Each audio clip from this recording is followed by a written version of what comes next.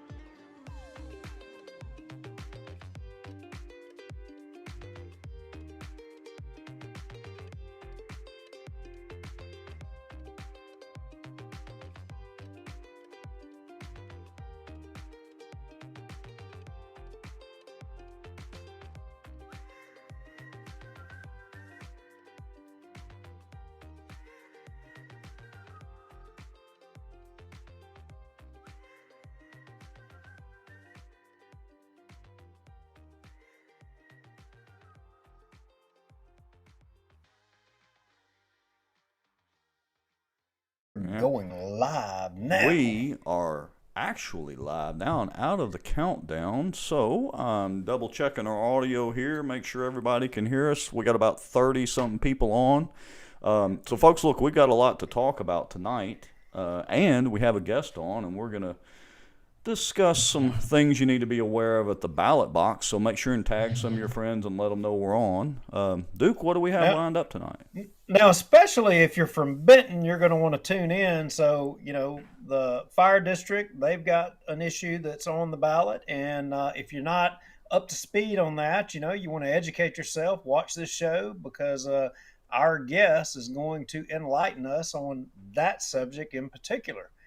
And we're also going to go back down the rabbit hole. As you recall, Rex, we went down the rabbit hole from our anonymous sources regarding the issues pertaining to the police chief in Bossier City. Mm-hmm. So we're going to go down that a little bit more because we've gotten some more anonymous Oh, information. all And right. of course, the gift that just keeps on giving. Yeah, so I put up our list of topics here, but I don't have the police chief deal on there because that's kind of fresh, but that's fine. Yeah, this whole thing about 25 to 30 accidents at the Shed Road, we're going to talk about the All that crossing there and the all approval that death and times. destruction. I'm talking Yeah, about the end of the carnage. world. The end of the world is happening on Shed Road, and people didn't even know it. Yeah, and then we're going to look at a private railroad crossing, and then what the we'll just discuss what may or may not happen when tickets are actually given to the railroad for taking too long. So this should be Now, interesting. you got to be kidding me. Some people can write tickets to the railroad. That's even Well, possible. maybe it's like a citizen's arrest. You can just get you a ticket book and go up and write them. I'm pretty sure they're going to crumble it and laugh at you, but I I, suppose you I could. mean, but you heard at the council meeting they said, I mean, look, we tried to write tickets before and we could never find nobody to write tickets to. I mean, what? Like the train just disappeared. It just poof, it took off into the air and flew away like a butterfly. I mean, I'm no train expert, but it's not hard to see the train. They're I mean, kind of hard to it, miss. I mean, how does a train just disappear? The I one don't that know. was, I mean, how But does it yeah, just, I don't know. well, we'll talk some more about that. All right, so let's go ahead and I guess you want to dive into the fire district and our guest. I think we will not hold him in suspense any longer and bring him on. And if you're an old fire dog from Bossier City, you'll love this guy. So Yeah, without okay. further ado, Yeah, so Chief Wallace, are you on the line? Can you hear us? I I am here. Awesome, and Happy to hear you. I know we can hear you, so I think everybody else can. So we'll see how this goes, folks. For those of you that are online watching and in the comments already, comment, let us know. Make sure that y'all can hear Chief Wallace, Mr. JT, and hey, let's talk about the Fire District 4 and what's on the ballot. well, Well, we go ahead. go ahead. No, go ahead, Chief. I cut you off. I'm sorry. No, that's okay. All I was going to say is just respond to that, and on December the 11th, we're hoping to pass a 2 mil tax. And what's this tax going to be used for? I'm traditionally kind of, not real big on additional taxes and things like that. But if it's justified and there's a good reason, so kind of what's the reasoning or the need behind it? Well, let me assure you, I live in the same district you do, so I've got to not feel the same way about taxes. But this is one of the ones that you really need to know, what it's about, and make a good decision, because this actually could mean the difference in life or death if you're suffering from medical problems or fire. It's that simple. Is it where y'all need to hire more personnel, or is it more more equipment that you need, or larger facilities? Particularly what this is for is going to be for a 15-year period. We'll buy fire trucks to replace the older trucks as they go, and we're going to replace them in increments. It won't be done all at one time. Kind of like the issue that we got going now is when the initial push for a fire department came, all the equipment was bought brand new. So that equipment has been being replaced over the years, and now we're back to that same place. We've got to get newer equipment for a growing community, and the issues that make it where we have to go and do a bond is because of the cost of the equipment. You're talking about 4 fire engines over 15 years and at $750,000 a piece. So that's that in of itself is the big issue that we have to deal with. And Chief, Go ahead. Chief, didn't you kind of get caught in a box a little bit because I think, and I don't remember the companies. I mean, I think maybe y'all had Scott Air Packs, and the company went out of business, and you were kind of left holding the bag with the equipment, and you have to switch, and so it's going to essentially make you have to just completely change up on the type of system that you're using. Absolutely, it's the self-contained breathing apparatus that a firefighter wears when they go into a fire or into any hazardous environment. It's to protect them. It has to be replaced because all of them are not being made anymore by this company. We can buy parts for the next 5 years, but after that, we have to do a complete replacement, and that is included in here. And it's significant. It's a significant amount of the package. And while so this is a 2 mil property tax increase, Yeah. and this Yeah. increase will fund the $2.5 million bond to be able to replace your aging fire trucks and to replace the necessary equipment for you to be able to firefight. I mean, because you can't fight a fire. Yes. I mean, in the old days, we didn't have SCBAs. When you were chief, it just transitioned Right. in Bossier. Because I remember my first fire with Finley Smith, we didn't wear air packs. But can a fire department even fight a fire without air packs nowadays? It's not possible. I mean, what we know now is that is probably the most dangerous practice that existed, in the early days, before we transitioned to a safety oriented, fire department. Is we didn't really worry about those kind of things to that degree. If you got a little smoke, it was just a little smoke. Now you get a little smoke, and it's a lot more to it than that. The chemicals that smoke makes is far more hazardous. So, Chief, it has. Go ahead, Chief. No, go. I'm sorry. Well, no, you're fine. I was just I know you'll know the answer to this thing, and for people to give them a little bit of an education, before there were air packs, what did firefighters in the old days, I'm talking about before yours and my time, what did firefighters do for filtration for air to be able to fight fire? They got real close to the nozzle and tried to let the smoke be cleared from around them, and they put bandanas around their face. It just, those kind of things. But it was non-existent. You just pretty much had to eat smoke. Wow. Yeah, Thank goodness those days are gone. Well, in one of the stories, I remember coming through the training academy, and they taught us that the old guys in the old days, remember, they had beards, and they would take the beards and they would turn around and stuff them in their mouth to act as filtration. Remember?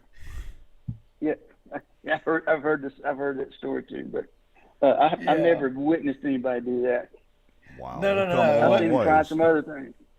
My point was to people. I mean, do you want your firemen coming in with ZZ Top beards? If that's if that's the future of fire service that we want, I mean, I don't foresee that. I don't foresee that in the near future for sure. All right, so Chief, I've got a question. What's kind of the life expectancy on a fire truck? I mean, how long do those trucks usually, let's say the $750,000 model, about how long do they usually last? The frontline use need to go into reserve status after 15 years. Okay. And then the in reserve status another 15, and then then passed out, and recycled or whatever you're going to do with it. Right, and any idea, of course, I know I'm kind of just firing this off, and you may or may not be, prepared with numbers in front of you, but I'm assuming it costs, a certain amount of money a year to maintain those. Any idea what maybe the average maintenance cost or anything like that may be on those trucks and some of the equipment? Well, right now, we budget $100,000 for maintenance of trucks, a year, and so I know that figure, and that's Right. per fire. That's a significant amount of money to maintain that fleet, but it's golly, the first fire truck I bought in Benton was the most expensive truck I'd ever bought, and it was $235,000. I thought that was it couldn't possibly go up, and we're looking at some point in the near future $1 million per copy. So Wow. that's an issue of sustainability that has to be addressed, and this is one of the issues things that we're trying to address it with, is being able to get this bond and get the very most needed equipment purchased on the road, and then in a timely manner replace them in tiers. So it's all part of the bigger picture of saving lives and property. Yeah, and I should imagine, we're seeing a lot of things these days increase in price because of the supply chain issues and all that. And I should imagine that fire equipment and the specialized stuff that y'all use is probably no different.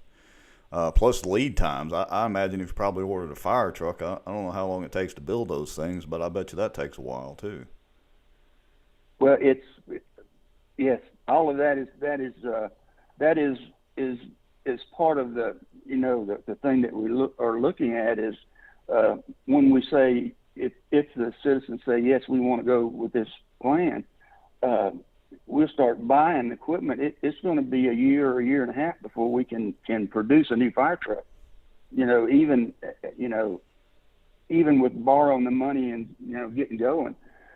Same thing with we're going to remodel a fire station in this package also, and we've been told to expect a 10 months to a year wait on a metal building to go. Wow.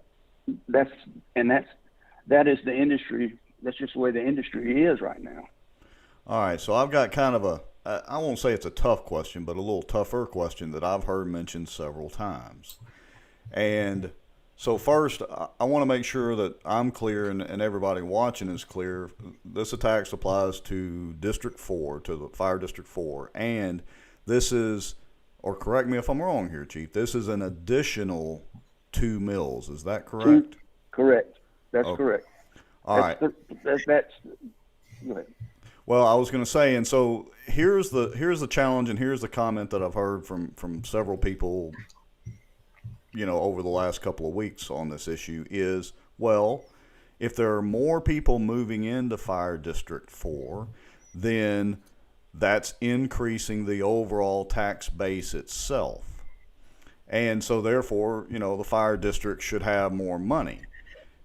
And it's kind of hard to respond to that, but do y'all have a good response to that, or a good reason why people should go ahead and consider this? Yes, and the thing is that the more people that come here, and the more taxes that there is more money. The budget when 20 years ago was $500,000, and today it's going to be almost $4 million this year. So I mean, it grows with the amount of people and the value of the property. Right. What the problem is when you start replacing pieces of equipment that at these prices that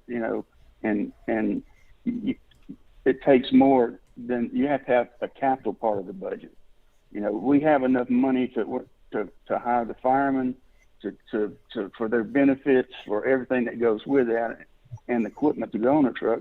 But sooner or later, we've got to start replacing the trucks, and we're to a point now that it's becoming.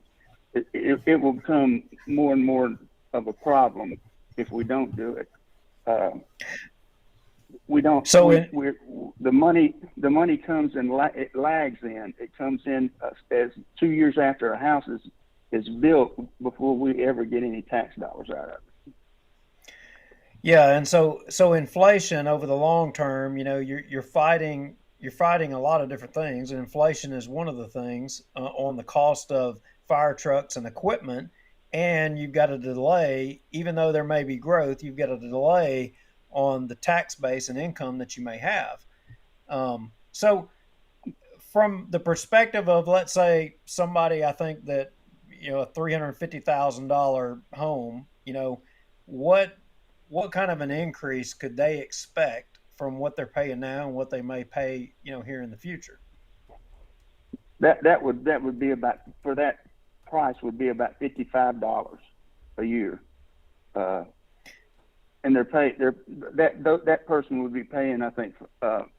I don't have the paper in front of me right on that particular thing.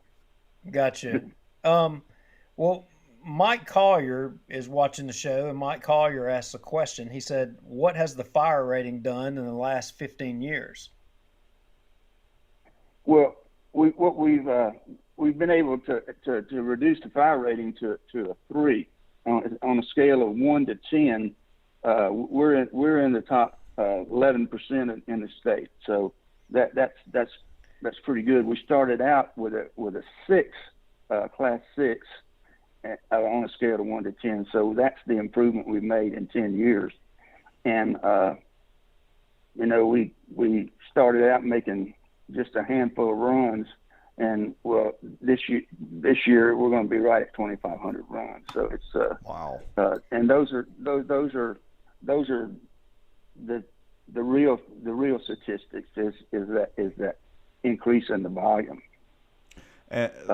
So, Chief, can you we had a question that says basically, where is Fire District 4? And so can you just basically give a general description of the area? I think I read somewhere it's, 174 square miles, give or take, or something like that, maybe? Yes, 174 square miles from Bossier City to Highway 160 north to basically to the river west, to all the way over to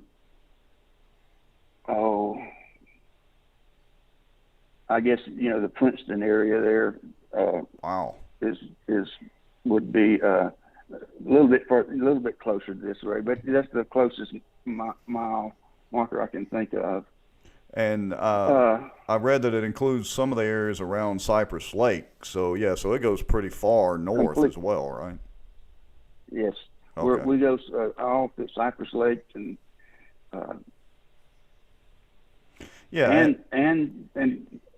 and into Bossier City too. There. Okay, that's it. Well, and I just want to say, like I said in the beginning, I'm usually kind of anti-tax and all this, but here's what I see is that, just what I've researched so far, you guys it's not like you're top heavy and wasting money. This is for needed equipment and to help adjust for inflation and increased cost and all this. And so, my recommendation to folks is to, of course, study up on it before you pull the lever on it. But I feel that it's probably a justified millage increase. Well, I feel like it's a good investment of your money, and that's what it is, an investment of your money on the public safety. And I assure you, this will go a long way at keeping us, above the mark, for sure. I might be a little long-winded here in giving my commentary, but Rex, Chief, you may not know this, but Rex, this. I'm probably one of the most conservative guys, anti-tax guys there is. And I will up front admit that I am jaded on this subject, having been a fireman. Actually, I worked for JT. But I'm not pulling no punches, because if I didn't agree, I would certainly call Chief out. And there was a time when I did, do that. But I got to tell you, and from my position, I'll say this: the first responsibility of government is the safety and defense of its citizens, and I believe that encompasses, your police and fire service, that's the first responsibility. Everything else is secondary to those responsibilities of government. And if there's any, you know, taxes or monies in governance that we should be willing to pay for, it's these type services that we should pay for. And I can tell you from personal experience, there's nobody better, at taking care and defending your money than Fire Chief JT Wallace. And with with that said, I'm gonna tell a story, and Chief Wallace may or may not remember this. Now, there was a lot of people in my career that influenced me and influenced me to become a paramedic.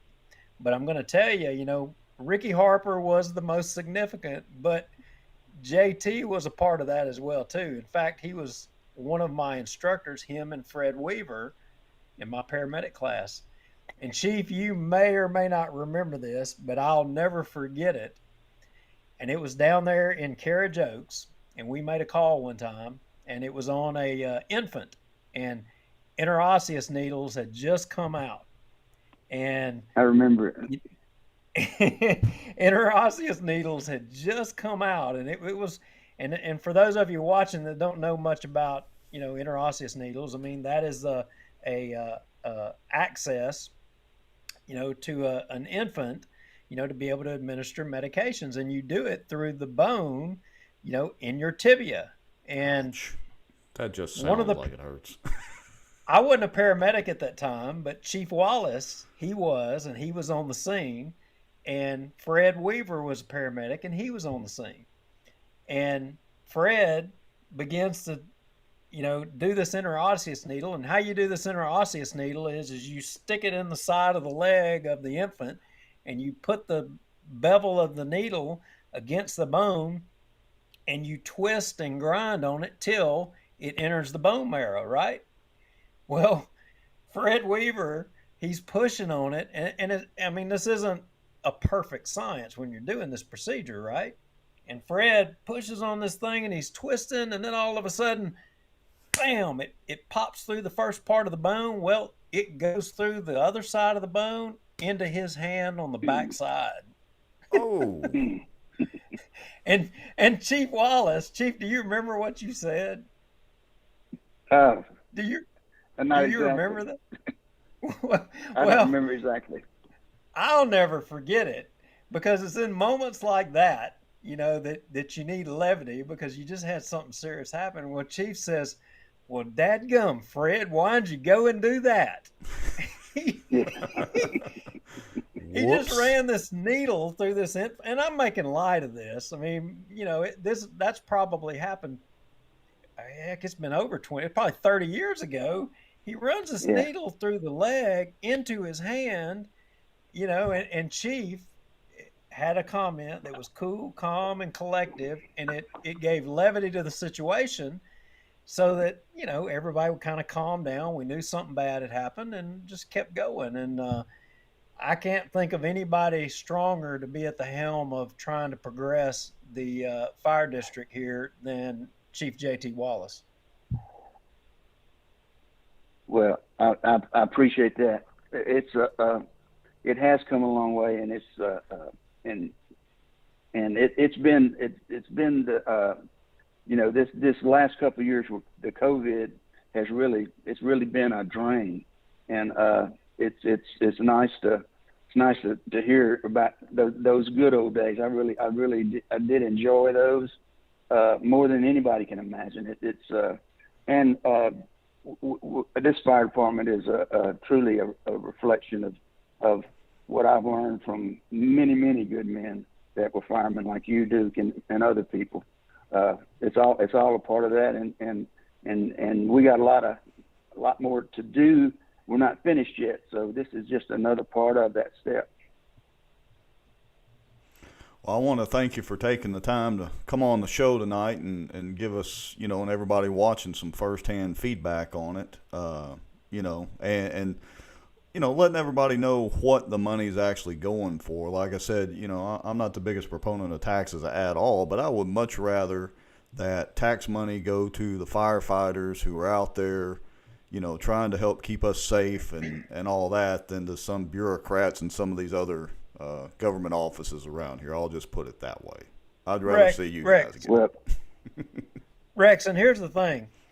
Chief Wallace and his department, it ain't like some of these government entities that kind of sneak around on these bonds and sneak around on, or they don't even say what they're going to use money for. They don't even put that out there for public consumption.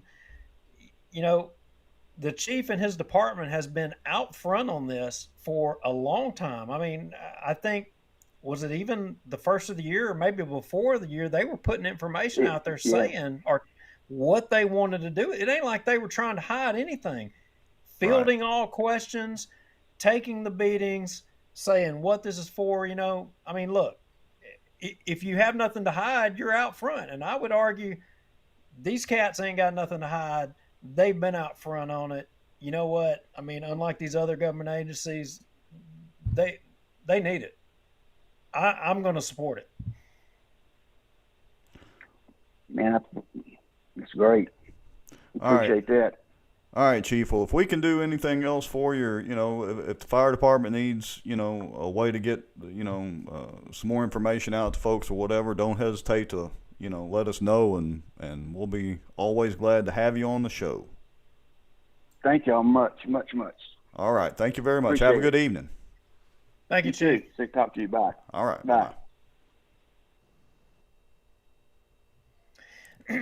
Chief Wallace was, I got to tell you, I mean, that cat he was amazing. I don't remember anything really. I mean, and some folks, firemen and policemen, they'll argue with each other all the time about stuff or whatever. But I don't remember like him ever really having any personal issues. He didn't personalize things or whatever.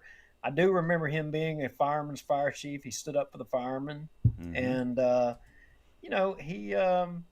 he was one of the good guys.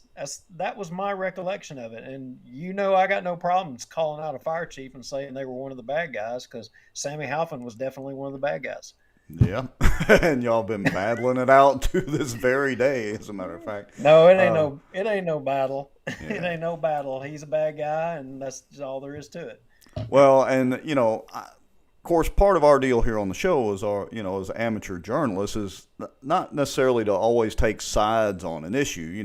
We try to report the facts as well as things that we hear that have a pretty good probable grain of truth behind them, and then of course we put our 2 cents into it. But in this issue, I want to certainly clarify to people that I think the little bit that I've dug into it, that again, the fire district does not appear to be top heavy, which is usually one of my biggest beefs. Like when the school board was going to raise the tax and the Cypress district tried their, 100% increase. The argument on that, Rex, was that the teachers were going to get this raise, and I'm all for the teachers getting a raise. I am, but when the amount of the raise that they were going to get is not enough to offset the taxes that they were going to pay, that's stupid. There was a problem with that, but in this case, they're, like you said, they've been pretty upfront, open. Chief Wallace and the rest of the folks on that fire district board are certainly willing to talk to anybody that wants to talk about it, and pretty much have an open book, and here's where they need to put the funds and all that. And so anyway, I want everybody to know that that's why I think it was a great call to have Chief Wallace on the show tonight, and kind of get the word from the horse's mouth there. And the thing is with that Swan Lake extension jumping up to the west of Cypress Lake there or whatever, you're fixing to see, or to the east of Cypress Lake, that area is fixing to explode. Right. And unless you get out ahead of this thing, and Chief Wallace has the foresight to do that, unless you get out ahead of this thing, you're going to be behind the curve. Yeah. That's what's going to happen. All right. So, folks, when you go to the ballot, make sure and pay attention to that. Of course, you can Google it. I'm pretty sure Bossier now has probably got an article or two about it and all that, and, make a good informed decision. Now, speaking of budgets and, I don't even know where to begin with going back to the city council and the clown show. Well, before we get to the clown show, I mean, the anonymous information poured in. So, Oh yeah, we got to touch on that too. Okay, you're right. Keep me in line here. So if you're watching for the clown show, we're going to be a little longer. If you're watching for the anonymous information dumps regarding the police department, then now's your time, I guess. yeah. Okay, so keep me in line here, dude. Do we want to go ahead and get cut 3 ready to pop up? Yeah, I don't even The remember what cut the three's for now. I the can go lesson back. the lesson on Oh, the good animal gosh. farm. Okay. So to whoever the anonymous person is, I got to give them credit. Apparently, they like to read. They like the Animal Farm, and they equated Bossier City to the Animal Farm, and they Hmm. made comparison contrasts to the characters in Animal Farm to the characters, and I think that's an appropriate term to use Yeah, I would argue, maybe so. in Bossier City government. So cut 3, and I don't know, we just scroll through it, and if people care as much, they can read the anonymous letter for themselves. All right. Yeah, so here we go now. Now in full disclosure, is this thing 6 pages long? Wow. Is it 6? I thought it was 7 pages. I don't I know. In mean, full disclosure, I have not read this at all yet, so you'll just have to kind of walk me now, through any highlights. but here's the thing. This is and this isn't the conventional anonymous, right? Like normally we get it by proton mail, and Right? we could save whoever this is a little bit of time if you just create a proton mail account. You could just email this to us. You ain't got to print it all out. You ain't got to Wait a minute. type it all up. You're telling me somebody sent this to you on paper? They're Whoops. mailing it to me in paper. You have got to They're be mailing kidding. it to me. I mean, they're killing trees. Do they not know? Wow. I mean, we got the Green New Deal cooking. I mean, somebody needs to let them know. Yeah, They, okay. they obviously are not woke. Yeah, this is nuts. All right, so I'm just rolling through this.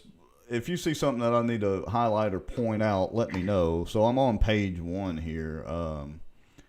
Well, there are a few things, and it's for the most part, it's all the same thing. It's a lot of stuff about Tahoe, Tahoe Tommy, Right. and Estes, and Tommy was buddies with his dad, or something to that thing. Bad faith. You see right there, bad faith of the current police chief regarding Chief McWilliams. Blah blah blah blah. We'll go to page 4, to Okay. the bottom of page 4. All right, but before I And jump to we'll 4, I want to point out this one sentence that I actually, or part of the sentence that I actually agree with. Some of those individuals fed Tommy incorrect information. I would argue, and we've said it multiple times, Tommy's got some folks feeding him incorrect information now, but that's a whole other story. Okay, so we Well, need to go to. but wait a minute. If somebody goes back and read that, they may say that, oh well, who fed him the bad information to run on transparency and Bossier City government? Being conservative and Being fiscally conservative. conservative and double Yeah, checking and Manchac and all double that. Yeah. checking Manchac or whatever. All the things that Tommy Chandler now doesn't stand for. Are they saying that he got bad advice and saying all these things that he got elected on? Yep. Okay. Or I don't know. I don't know. All right. So this is page 4. So, all right. Point me in the right direction here. Is that the very bottom? Go to the bottom of page 4. The very bottom. I think it might have been the last paragraph. Yeah. And so anyway, he's talking about the issue of having 2 police chiefs. Well, Mm-hmm. you don't have 2 police chiefs. You've got 1 police chief, and you got somebody serving as the interim police chief. They're both making the salary of police chief. That I assume that. I don't know what Estes's salary is, but I would assume they're both. But here's the thing. Um, they talk about in the letter, and we covered it in a previous show, talked about the charge of insubordination, and they were correct in saying that it was not sustained or whatever. And we showed the document from Tommy Chandler acknowledging such. Now, I don't know if we pointed out when we covered that in the previous show, but the only person that would have had that letter would have been Shane McWilliams.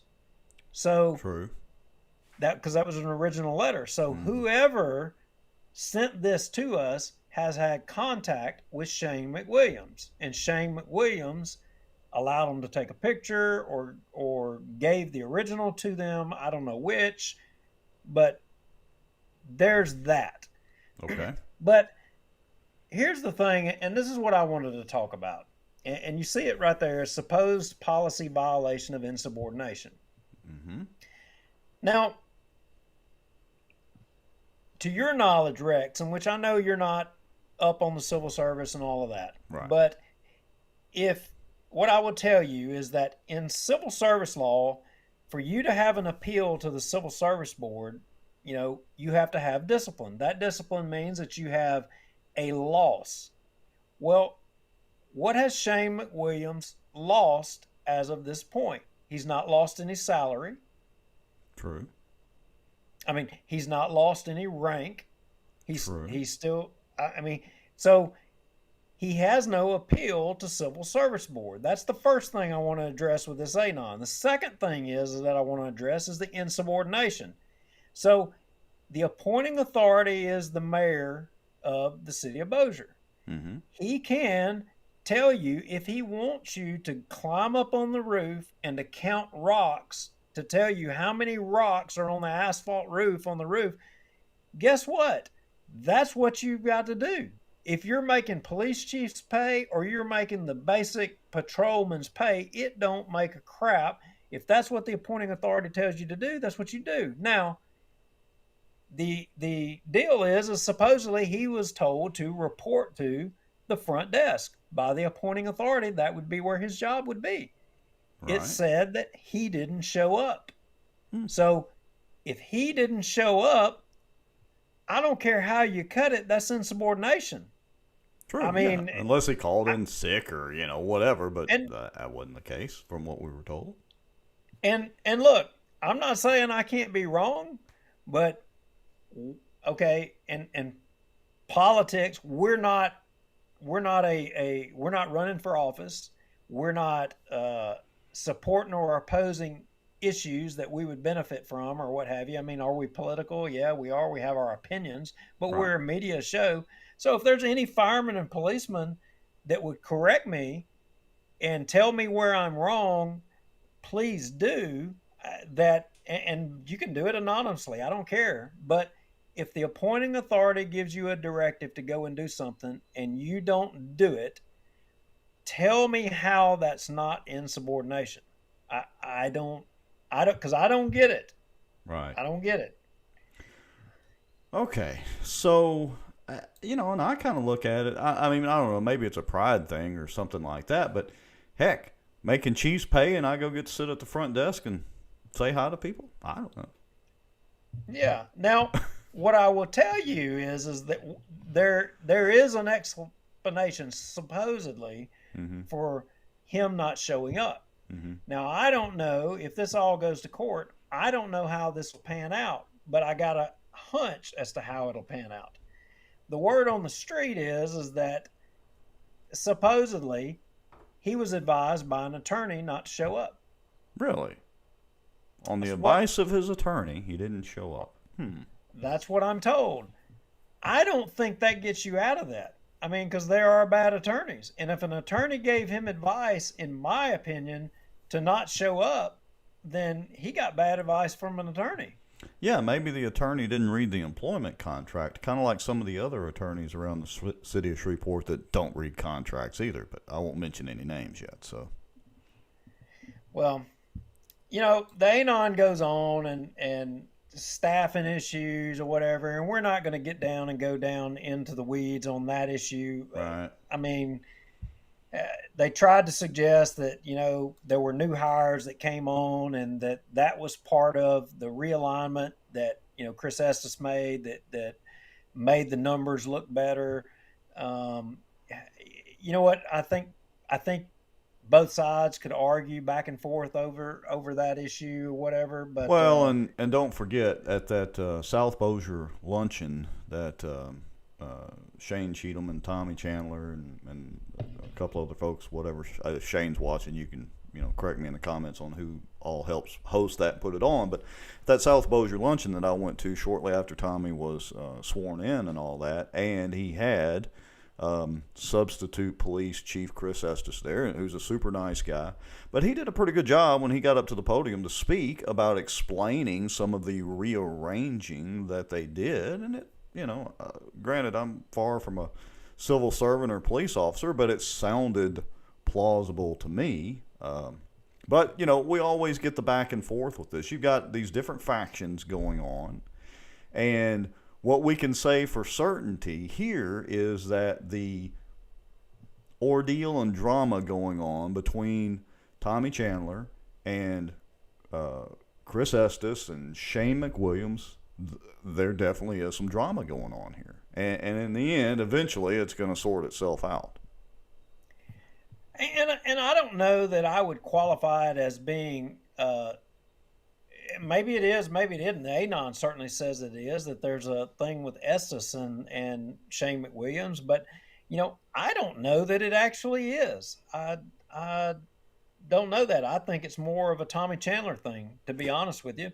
It may be. I've talked to Chris Estes just briefly, and he pretty much came across to me as he was trying to do the changes that he and, the mayor, Tommy, thought were necessary to get the police department where they wanted it, in terms of keeping us safe and, all that sort of thing. So I don't know. We'll see how this rolls out. I agree. This seems like a real issue between Tommy and Shane. Yeah. So the ANON also goes into talking about, Brad Zagoni. Remember Zagoni? Oh, yes. Matter of fact, I remember him from last week's city council meeting, but we're getting to that shortly. Oh, yeah. He had words at the city council meeting, didn't he? I mean, I guess maybe he was, I don't know, maybe he was still thinking of Vegas or something of that nature. But anyway, they also pointed out that while Zagoni was in Vegas, that there was something, and I don't know why I missed this. We pointed to the basic thing. We were looking at the mayor. Why would the mayor be in Vegas when his first budget for the city of Bossier, that's like a big deal. He wasn't even there. Well, ironically, Fire Chief Zagoni is over the Civic Center. Well, you had an issue on the city council agenda pertaining to the liquor and thrifty liquor and the services for food and liquor. That would be up Brad Zagoni's alley. Right in the wheelhouse. He was in Vegas too. It's kind of, what's that, the absent-minded professor? We've got the absent-minded administration. I mean, I'm sure their minds were consumed with playing golf and, all the things that they did in Vegas. We won't mention any other things, of course, and go down that road on this show. And then on the day Shane McWilliams is getting cut, Zagoni's calling him more than anybody. What's up with that? I don't know. Something strange. All right, so I'll put this plug out here in the comments too. So Shane Cheatham said Dennis Bamberg and I host the South Bossier Luncheon. We're having one tomorrow at 12. Great $5 lunch and networking opportunity. So anybody, if you're around South Bossier tomorrow, go check that out because it is kind of a fun deal. That would be a good way to get informed, definitely. Now, yes, we're going to wrap this ANON up here pretty quick. Yeah, because this is a lot of words. Yeah, it is, but the Landry fundraiser. So the ANON and all this, and Rex, maybe I did, maybe I didn't. Cut one, go to that. I think. Okay. So the ANON kind of takes a shot at me and essentially accuses me of being wrong. Oh, really? Huh. Well, we've got to address that. Is this the one that you're talking about, right? That's the one I'm talking about.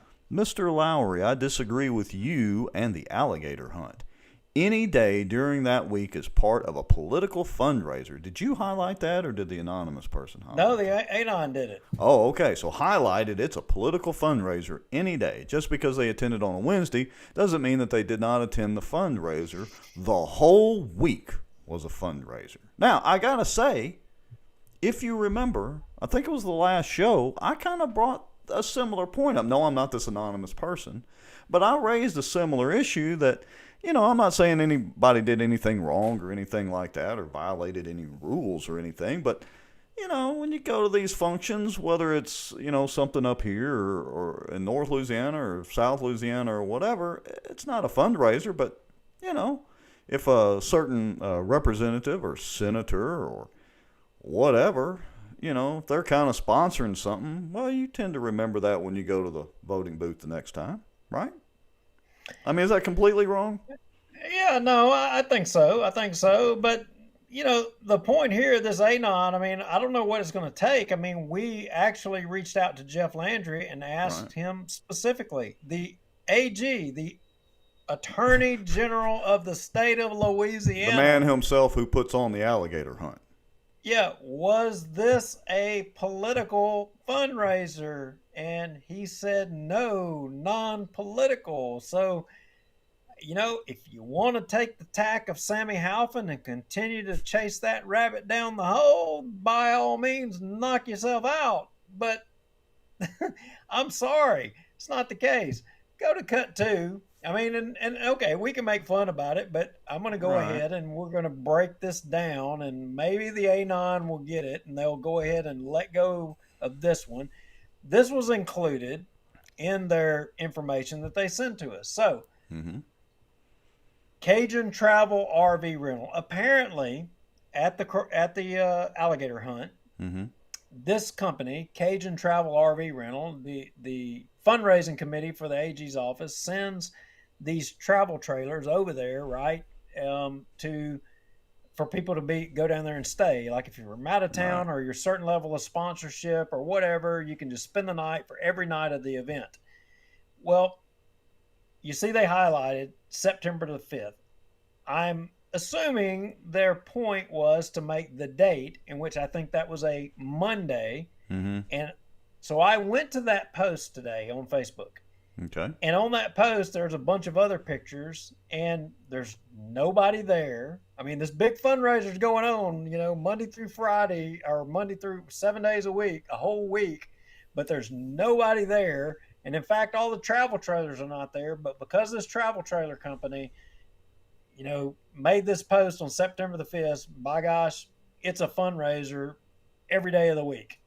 Well, and let me clarify, too, that I'm not saying that it's a political fundraiser per se. Maybe a political event, because it's a lot of politicians attend these things. But here's the easy way to figure this out. It's simple.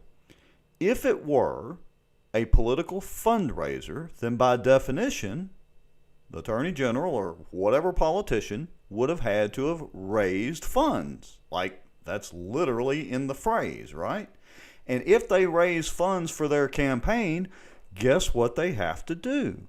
They have to report those funds. So if we see in any of the ethics board reports funds raised during this alligator hunt, then we could concede that it was a fundraiser. If not, then guess what? It wasn't a fundraiser. It was simply an alligator hunt that some politicians and political folks attended. How about that?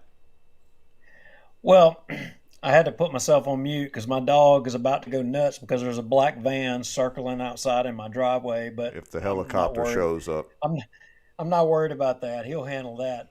But, that's a good point you raised, because I did go to the ethics board and I researched, campaign finance reports just to make sure. Well, there are no reports as of yet, but I guess January 1, as soon as reports are required, we'll check that and we'll come back, and I know what we'll find. We'll find that there aren't any donations on September the 5th. But in addition to that, I'm assuming that is cut too. Yes, sir. I believe it is. Yes.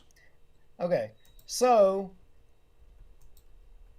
if you will go to the last link that I put on there, The and hopefully we will go ahead. LandryAlligatorHunt.com. Yeah, we will go ahead and we will put this to bed, hopefully once and for all.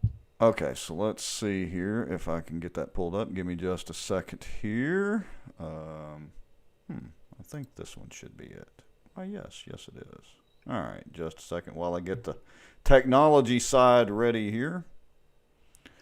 Okay, so, all right, what are we looking at here? Obviously, it's the Jeff Landry Alligator Hunt website. The Jeff Landry Alligator Hunt, it's a big fundraiser. It's a big deal. They do it all the time. And if you, boy. We've had a request that you put the puppy on the show. More than one request. And you're still muted, by the way. There you go. I am probably going to have to tend to that boy. But anyway, on the Jeff Landry website, and Rex, if you'll find it, if you'll go to attend, and you can look at the only dates that it makes available for a person to attend, and you scroll down through there, and you may have to zoom in a little bit at the different sponsorship levels and the days that it says available. Okay. These are still available. These are yeah. Let me see if I can make it zoom in here a little bit. This may be a little bit of a challenge. There we go. Yeah, so Swamp Master corporate sponsor package, $50,000 contribution, but you get 6 hunters for that. Yeah, so I'm looking for if you can find, Rex, because I know this is the first time you went to this site. Any day, Monday, Tuesday, or Wednesday, or Sunday, any of those days, can you find any of those days that you can go down there and participate? I'm scanning. Looks like pretty much everything. There are some special Thursday events, but most of it looks to be like Friday and Saturday. I don't see anything about Monday, Tuesday, Wednesday. Heck, there's not even anything on Sunday, it doesn't look like. No, there's not. And look, we appreciate anonymous information, but if you're going to continue to hound on something, at least give us something other than an accusation that can't be that's not founded. I mean, right. There's no fundraising that went on Wednesday when this was said to occur. So you're beating a dead horse here. I mean, if you got proof of something else, by all means send it. We'll put it out there. But if you don't, I'm sorry. We're done with it. Yeah, so the basic thing is on the day that this particular alligator hunt took place that we're talking about or is in question was not any fundraising going on with that. Now, to be clear, the Landry Alligator Hunt, they do have a disclaimer down here at the bottom that I'm not going to read this whole thing, obviously, but that Jeff Landry is operating in conjunction with Cajun Pack 2, an authorized pack, blah, blah, blah. And they've done a joint agreement to form the Louisiana First funds and contributors are notified, et cetera, et cetera. So you can go through and read that if you want. So some of this, does go to fund a pack, but not on the day in question. Is that correct? Right. I'm deciphering this correctly. Ken Jenkins is funning on us. He says, you guys are hilarious pretending there are ethics in politics. Well, the title of the show is Lies and Damned Lies. So maybe it's a damn lie that there's ethics in politics, at least up here locally. So. Okay. Kaylee Larkin challenges. I don't know if that's a challenge. I think it's a challenge. She says, I need to meet the puppy. I mean, that could be really bad. Well, I can just tell you it's going to be easy for me because I just have to sit here and click buttons and things and mute microphones if necessary. The challenge is on your end. You're on mute. It could be a physical challenge live on this show, and I don't know that would work out real good.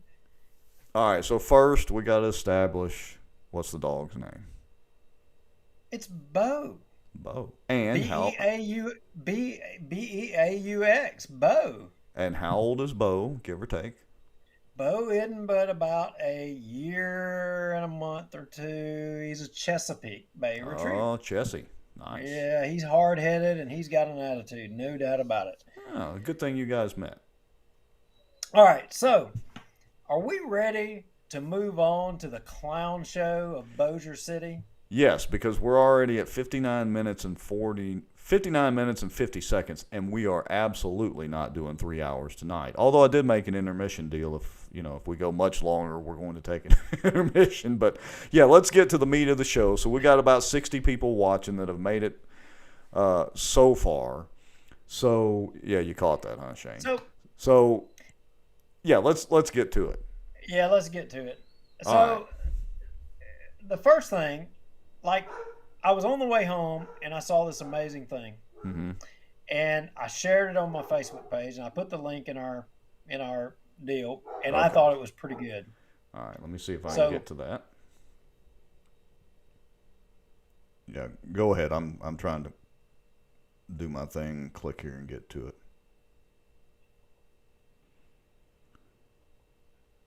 You're on mute again.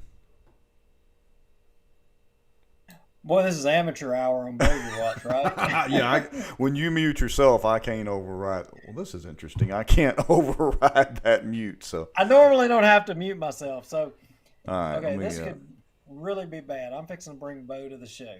Oh, this is going to be fun. Go ahead, because it's going to take me a second here to get this ready. So here we go, folks. All If right. we lose Duke, we know what's going on. All right, so, just a temporary timeout here as Duke goes to get Bo, the Chesapeake Bay Retriever. All right, folks, y'all asked for it. Here we go.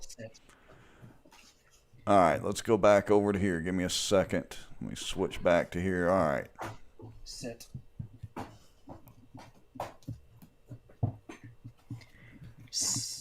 There we go. Yep, definitely more interesting. Definitely more interesting for you than it is for me. Sit.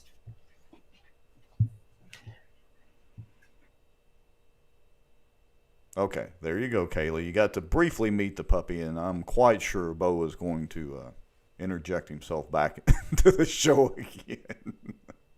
I can see right where this is going to end up. Yeah, Matt, I get that comment all the time about having a radio voice. It's kind of funny, like a lot of people. I honestly don't think my voice sounds all that great, but I get that kind of comment all the time. So. Okay. All right, Kaylee says yay. She got to see Bo. Whew. Boy, he's a handful. I'm going to tell you. All right, so where are we at? Oh, let's see. I think this is what we were wanting to show, correct? Yeah, and I think this is this was an amazing post. Danny McCormick had posted this up, and I shared his post, and I thought it was fitting, pertaining to the subject matter of Bossier City and the clown show and Shed Road, what we're going to talk about. So yeah, I'll kind of read it real quick. It says, weird that I actually have to explain this, but taking things away from people until they agree to do what you say isn't giving them a choice. It's punishing them until they concede to your demands. Normally, we would refer to this type of behavior as manipulation and abuse. Now, a lot of people are probably scratching their heads. What the heck is he talking about? Is he talking about some councilman? Is he talking about the mayor? Is he talking about the railroad? Who is he talking about? Well, Good question. I would say think on that. You know, the truth of the matter is it probably would apply to multiple different people and multiple different groups. Yeah, I would definitely say it applies to multiple groups around here. I won't mention anything like the Cypress District, but, you know, as we've been on the city council now for, I don't know, a month and a half, 2 months or now, or whatever it is, and we can absolutely see that this is can be applied to that. Oh, that's right. The Cypress District, they're going after public citizens, right? Putting restraining orders on them and stuff. Yeah, Isn't that correct? rumor has it that they've got a restraining order against a property owner or somebody who lives on Cypress, and so they're just back to their normal behavior, and of course they still haven't gotten rid of the Ayers law firm. Apparently, the Ayers law firm, I think we covered a little bit of this, but they're pretty much refusing to leave, and so they're calling Jeff Landry's bluff, the Attorney General's bluff. So we'll see how all that works out. Okay. So for those of you watching, let's close the circle a little bit here, Rex. These are the same people that got an email saying they were the same people who have the restraining order against them now are the same people who got an email saying that they were clear to do whatever it was they wanted to do on their property, and then the Cypress District chooses to say, "Oh no, you can't do that. Even though we gave you approval or we said you could, now you can't," and joined them in all this litigation with the Ayers law firm, Shreveport law firm. Attorney General gets involved, says, "Oh, you can't be the law firm," and the law firm says, "Oh no, we can be." Says, "By gosh, we're going to continue to be." And oh, by the way, no bid contracts. We don't bid that out. Who does the insurance for them? Some guy that's a city councilman. Some that guy, does insurance. Yeah. Wears a crown, tries to wear a crown on his head all the time, and apparently likes Zambonis and doesn't like John Settle.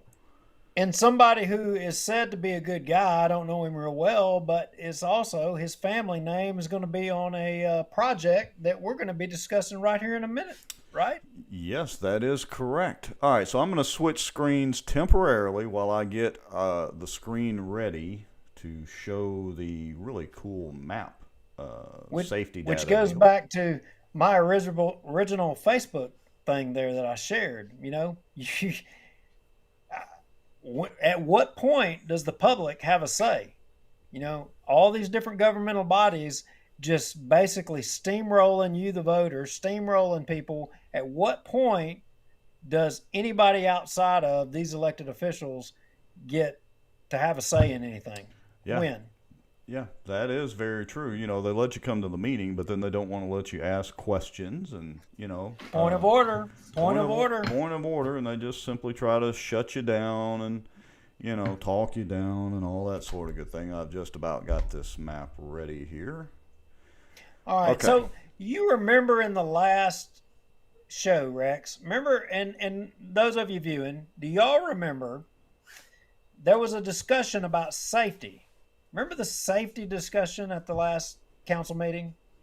Yeah, I mean, were they talking about wearing life jackets while you're going boating, or were they talking about safety at railroad crossings?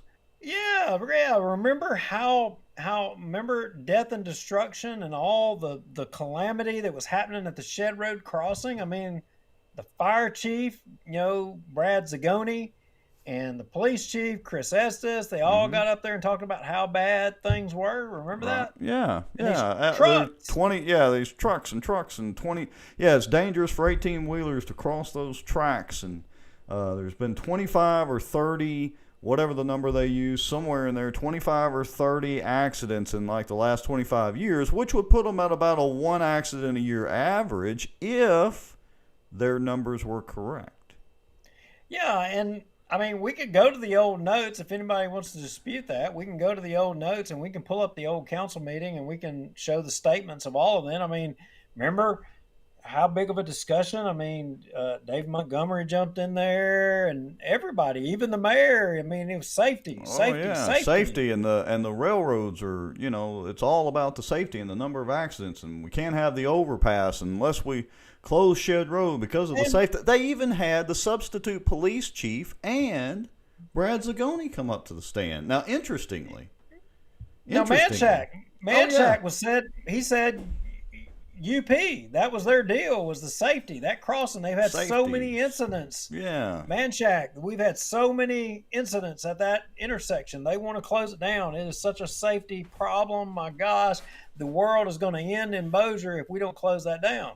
Yeah, and to address Ken Jenkins' comment right there, I think it was probably Jacobs was sitting there. Jacobs never did say anything, but I'm pretty sure Jacobs was worried about the Zamboni safety. If a Zamboni could safely cross that set of railroad tracks right there. All right. But what does this have to do with the show tonight? I mean, there's no doubt there was a safety issue at that city council meeting. Well, you and we're those guys that, these things, they interest us, that when we hear these kind of things, I mean, it just kind of makes us dig in a little bit. So we took the time and we reached out to Union Pacific Railroad, right? Remember? Yes. And we got a direction of where to head to look up some information. And in that direction, we also got the crossing number to actually get some specific information. Yeah, and so I'm going to show that real quick. I'm just going to zoom in a little bit. So this is the, whoops, I don't want to do that. I want to do that. So that is the crossing right there at Shed Road, the one that is of such grave concern to almost everybody at the last city council meeting. Although, interestingly, even Amanda Nottingham was up there at the stand. Wasn't our CAO up there? She did. Amanda even got up there and she bought into it and tried to sell the. And we like Amanda, and we're so glad that she was concerned about safety. But interestingly, none of them could come up with an accurate number of fatalities, injuries, whatever. It was just 25 to 30 was the number thrown out there. But the clock was ticking. By gosh, they had to make a decision that council meeting. I mean, it was a safety. If we did not do something then, somebody was going to die within the next 24 hours or what? Right. Now, I want everybody to look. If you can just kind of see where I'm circling the pointer right there. I don't have my cute little screen highlighter thing going right now, but right there where my mouse is kind of circling around right there, this is the area where one, or I guess maybe the first or whatever, one of three of the roundabouts are designed to go in the carriageway, the Walter O. Bigby carriageway. It is designed to run right along here. All right, you can kind of see my pointer moving up and down, and then parallel the tracks up for a little bit, and then it turns and crosses over to Benton Road. So I just want to give everybody a little perspective. This is Benton Road over here. Whoops. Over here where you see these two white deals, and I know it's a little small, but the orange deals, that's Benton Road. And then, of course, this is Shed Road where you see the orange dot and my, little pointer kind of moving back and forth. Again, I know it's a little hard to see on your phone screens if you're watching on the phone, but just to give everybody a little perspective. Okay, dude, go ahead. Now we went a little bit ahead because before you jump to all of this, you really got to have a little bit of a history lesson on Shed Road. And a lot of people are like, why are y'all making such a big deal? Why are y'all making such a big deal? Yeah. I mean, why are we closing down this little crossing? That shouldn't be no big deal. Yeah. I mean, it's just Shed Road. It ain't nothing big to it. Well, I would say, go ahead. Yeah, why don't we bring up a video here? So this video was done by Rick Rowe, and it's actually, of course, on YouTube, so you can go search Shed Road, Louisiana History, should pull right up. And yeah, I agree. Let's take, it's only about 2 minutes. So in case you're not aware of some of the interesting history of Shed Road here in Bossier City, who knew that it was such an interesting thing? Let's watch here for a couple of minutes, and let's watch this history. So let me make sure I've got the audio up. System audio's up. Okay, so let's see if we can hear it. We have horses. They say that the donkeys and the mules that pull the wagons loved it so much that when they came out of the Red Chute Hills, they started braying and running because they knew it'd be easy pulling all the way to Bossier. There's virtually nothing left now, a tiny stretch as you enter Bossier City, headed west from Houghton. A couple of other remnants in the woods, traces of a road that once was unique in America. The only known roof-covered, dirt-floored roadway in America. It was their fault. When the Army Corps of Engineers cleared the Great Raft on the Red River in the 1870s, the water level everywhere fell. Surrounding waterways could no longer support steamboats. Cotton farmers had no way to pass through this stretch of flat-bottomed swampland. When they cleared the raft, that stopped a lot of steamboat traffic. So those farmers had to get a way to get their goods to the river to ship them south to New Orleans. So that's when Judge Watkins come up with the plan of the Shed Road. This is what we believe it looked like. Somewhat like a railroad boxcar, a bowed roof, no walls. A little bit like the covered bridges of New England, except open. It ran for 4 miles, and it worked. A single person was a nickel. A person on a horse was a dime. A wagon, four-wheel wagon with 4 was about 15 cents. In 14 years, Judge Watkins made about $20,000, equivalent to $500,000 today. It was the whistle of the steam engine that would finally quiet the wagons of the Shed Road. That put a train depot at every small town like Halton, Guilleen, so therefore you didn't have to have a road like this anymore. They tore it down in 1887, built Highway 80 nearby in the 1930s. Later would come 220. Only the stretch of road between Airline Drive and Benton Road remains in use today. From the air, you can see what little is left. But if you notice a path in the woods that seems to lead nowhere, now you know. It once was one of the most unique roads in America.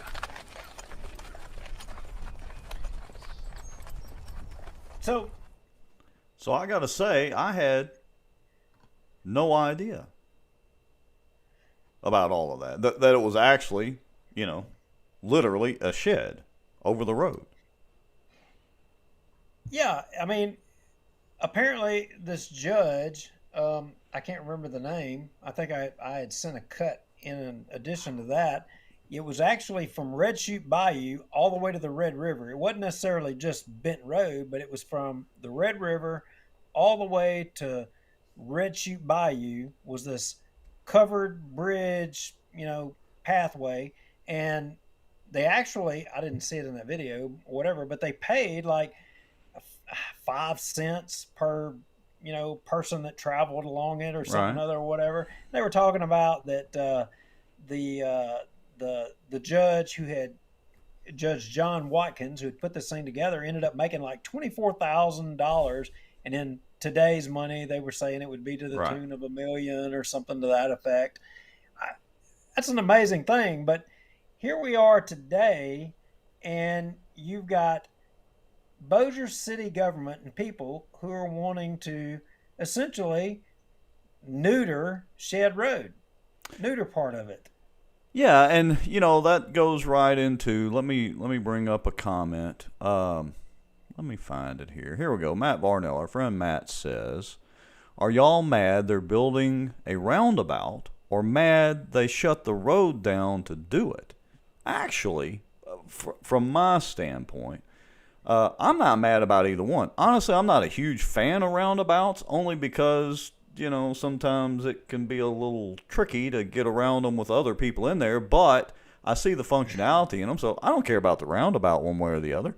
I don't care that they shut down the road. I don't use that section of Shed Road that much, although I live right off of the other end of Shed Road, and apparently Bo has some commentary about Shed Road too.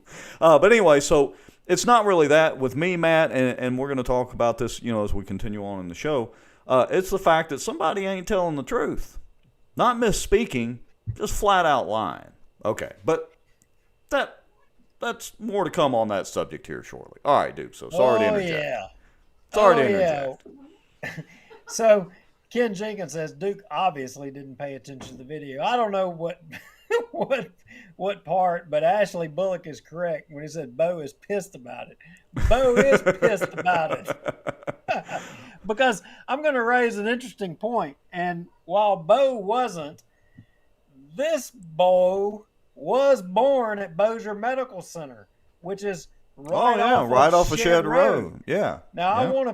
I want to point out that the city of Bossier sold Bossier Medical Center, and tell me again how many railroad tracks or that UP track or what have you for emergency and safety would have to have been crossed if Bossier Medical Center would have still been there?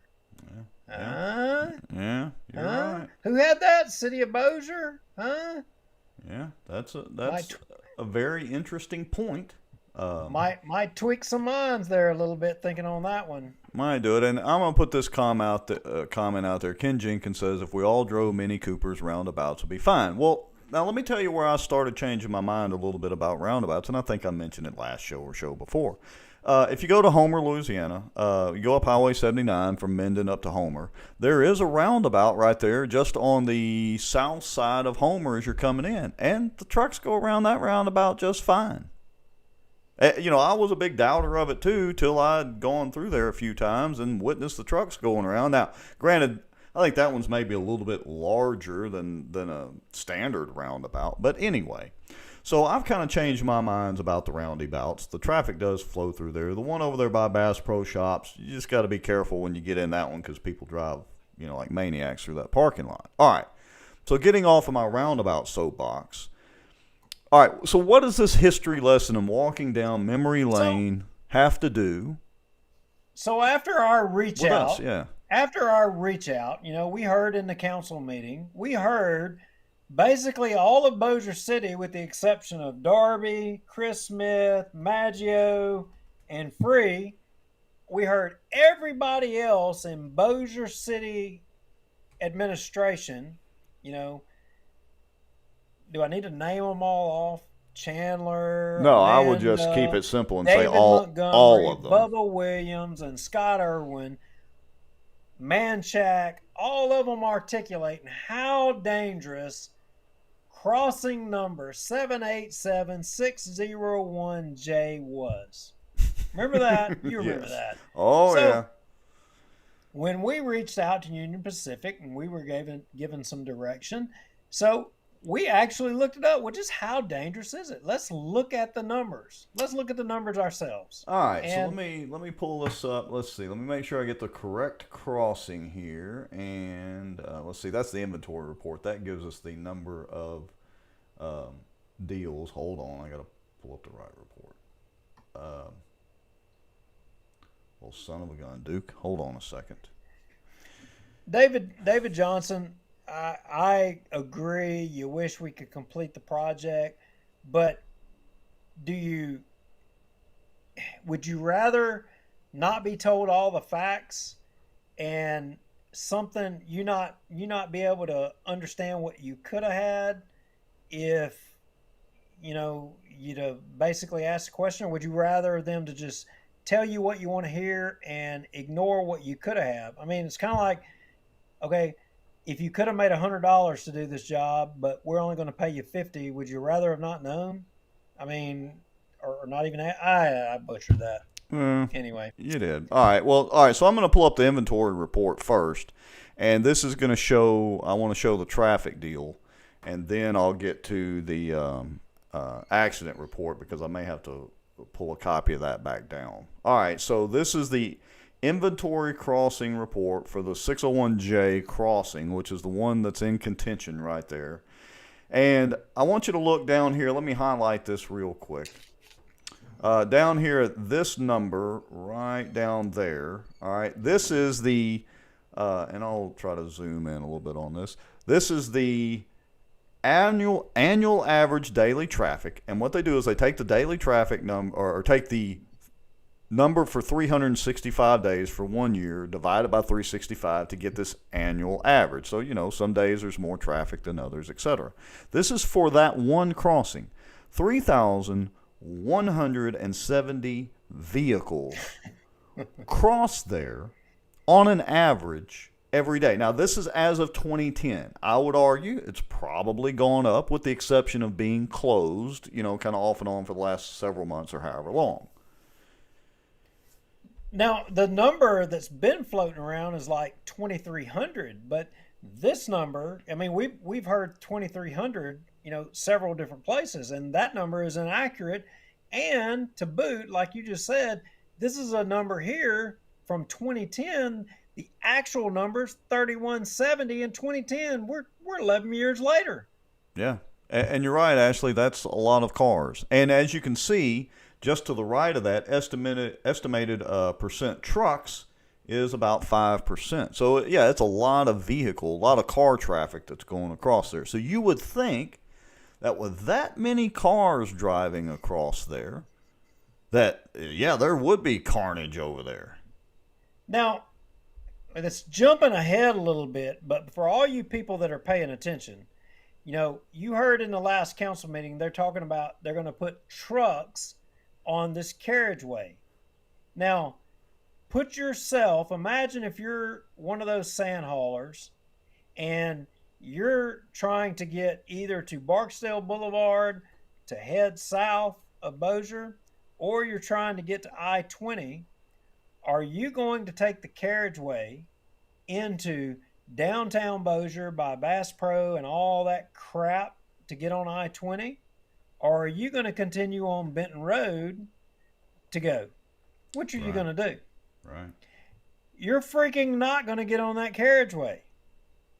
Besides the fact that the carriageway and the Walter O. Bigby Parkway, you can't have trucks on it anyway, right?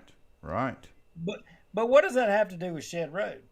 Yeah, what does that have to do with Shed Road? Now, Duke, so I keep up in the notes because I got myself a little turned around here. Do we want to pull up the accident report that was you sent to me in the text message earlier? Exactamundo. So okay. We actually went down the actual incident reports. They cited doom and gloom, death and destruction at the Shed Road intersection, 25 incidents. Then that was one of Union Pacific's primary concerns, was the quantity of accidents. But so that crossing number for the Shed Road crossing for Union Pacific is 787601J. Y'all see it right there? Yeah, and you can go pull this information up yourself. It's a publicly available website. It's not hard to find. You can Google it, or we'll try to put a link later in a Facebook post or whatever. Now, right out of the gate, Rex, what do you see with this very first page of this report? What do you see as being the problem?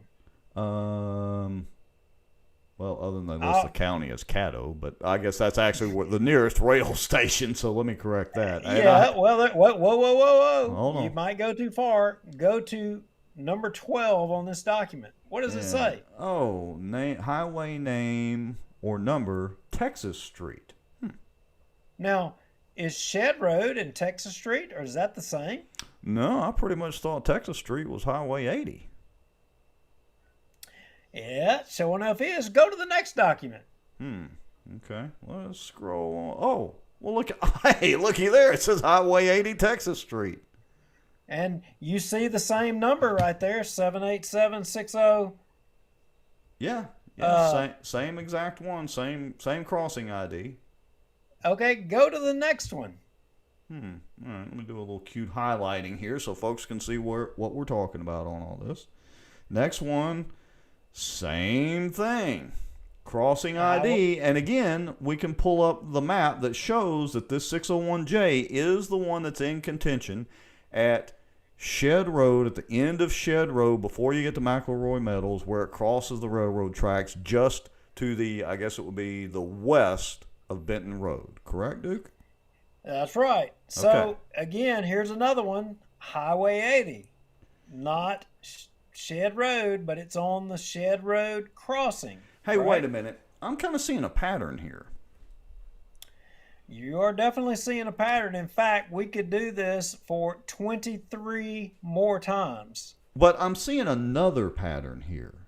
A pattern of people with the city administration and the city council that apparently don't like to read paperwork. They don't like to read contracts, and apparently they don't like to read or pay attention to paperwork.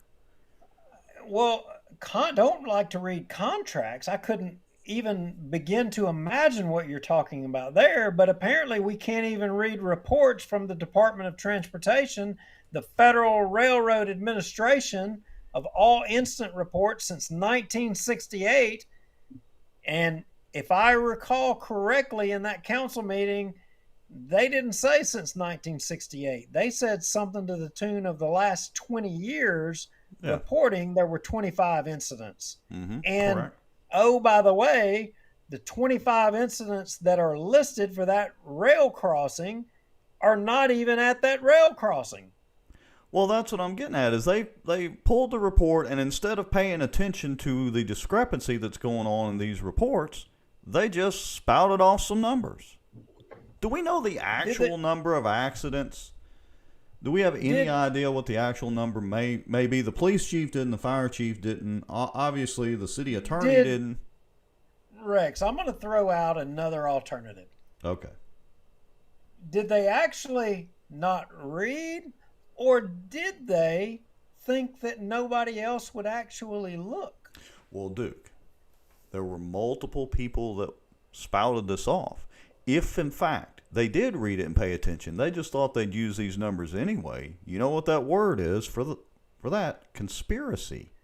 Now, we'll get to the why here in a little while, folks. Are we saying that the administration of Bossier City attempted to deceive the public on, the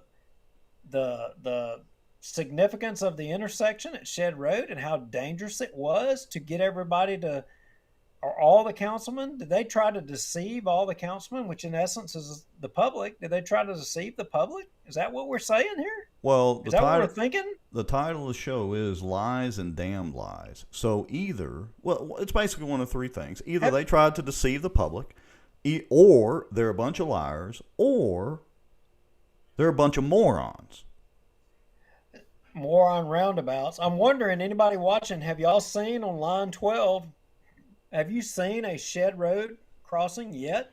Have you seen it yet? I've just been here's one, Highway 80 Minden Road.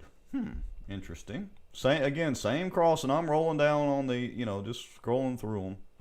Okay, so what does this mean for folks? There's Minden Road, Highway 80 again. And look, again, to me, it's not necessarily whether they close that end of Shed Road or not, so much as this is a clown show. This is a clown show, and the question for everybody watching, and what you should be wondering is, why is your mayor, why is your administration, King David, why are they so hell-bent on closing this intersection? Why? Because they marched out there that it was a safety hazard. Manchac did it. They marched it out there. Why are they so hell-bent on deceiving you about this intersection? They did it. Why? Yeah. You should be asking the question, why? Why are they so hell-bent on doing it? What is the rush? And look, I just want to point this out too.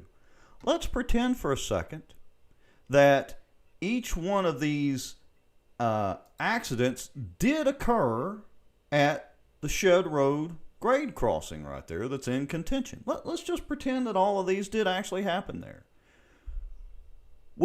And let's just use the lower number of 2,000, give or take a few, cars crossing that intersection every day, not the over 3,000 that the railroad says. And let's run the math, which I don't have my calculator in front of me, but the percentage of incidents, if we use the lower number of cars and every one of these accidents, it's minuscule. I mean, the way they were portraying it, if they'd have walked outside the city council meeting, there would have been a wreck going on. You realize that all of these, the whole 25, they said 20 years. I mean, we're 2021, fixing to be 2022. Mm-hmm. They said 20 years. Do you realize that this goes all the way back to 1968, Rex? Well, I am scrolling and about 2/3 of the way there. We're still in the 70s. Have you found a Shed Road yet? No, every one of them says Highway 80, which is not Shed Road. Bam! There we go. We just hit one. One Shed Road. Wow. Blind hogs so found an acre. Everybody watching's keeping count. There's one. Yeah, there's one. at the crossing listed as shed roads. So let's keep I counted scrolling. them today. Okay. And I'll there's jump two. ahead. There's You two. got another one. There's Yeah. two. Mm-hmm. Keep going because I think you're almost at the end. Yeah, we're at 23, so we've only got two. Oh, there's a Highway 80. Last page, Highway 80. 2 out of 25, is that right? So 2 out of 25. So last week, y'all heard at the council meeting that they've had 25 incidents at that crossing. You heard it from the mayor. You heard it from the CAO, the fire chief, police chief, Man Shack, and of course you heard Montgomery, all the people in favor of shutting that Shed Road crossing down. You heard from them about these 25 incidents, but you just saw right here the documents, and by all means, go check the rail crossing yourself. Don't take our word for it. We didn't just make this crap up. I tell you, I got better things to do than make this crap up. But you just saw it right there. Only 2 of the 25 incidents since 1968. Yeah. What does that tell you that your city government in Bossier City was trying to do? What does that tell you? Boy, I probably shouldn't answer that. Don't do it. Because you know what I'm going to say. Don't do it. All right. Now that, but here's the thing now. David Johnson says follow the money who is benefiting from closure. And normally, yeah, that's the first thing you do is follow the money. But David. But when you think about this, yeah. But David, I'm going to throw a rock at you, and it's a friendly rock. I really don't mean to hit you, but you want, let's just get this thing done and let's just forget these little details. Would you concede that this information right here compared to what you heard in that previous council meeting, I think maybe even you spoke, does this not say to you that something stinks? Would you not acknowledge that? Yeah. And here's the question is why, and normally it's follow the money, but what money is there to follow in closing that down? And kind of back to Matt Varnell's comment earlier, again, it's just driving me insane that they've all got the same story, but there seems to be no rhyme to the reason. What the hell is the hurry? There is without a doubt, there is a reason. There is no way there's not a reason. They've got a reason. And Right. I'll put it to you like this, Rex. I put in a public information request late this afternoon on some information that came in. Mm-hmm. Did you know that there was said to be multiple contractors on, and in fact, there was a lien on a performance bond or a what's the word? A suit or some action taken against a performance bond of a contractor regarding some of that on the Shed Road crossing there? Oh, no, that's news to me as of right now. Earlier this year, there sure was. Well, I shot that public information request off this afternoon. We'll see how long. I mean, it takes the city attorney to respond if he does, but I would imagine he's probably going to slow respond to that one because this Shed Road thing is hot off the presses right now, and they want to, for whatever reason, and I don't know, maybe some of our viewers know the real answer as to why they are so hell-bent. Does it have something to do with Lou Chandler and his property and the gate and the mayor? I don't know. We're trying to figure out the answer, but you just saw in the last council meeting that safety was the biggest concern. You just seen all the accident and incident reports since 1968. Obviously, that's not the case. Obviously, you were deceived. Yeah. Either that or the city's being run by a bunch of clowns. And in this case, it could be both. So, all right. March 17, 2020 council meeting agenda. Mm-hmm. Let's go on, and we're going to shift a little bit, move past this. Okay, let me see. Anybody watching, is there any dispute that safety at the Shed Road crossing is Do y'all still think that's an issue? I'm wondering. Y'all watching? Did we not resolve that? Do you think that the council articulated clearly what the safety hazard at the Shed Road crossing was, or did they spin it a little bit? What do y'all think? Yeah, I mean, they even made the point at the meeting that, having trucks go across those tracks was inherently dangerous because trucks and trains don't mix, and they don't. Literally, they don't mix very much at that crossing. Yeah.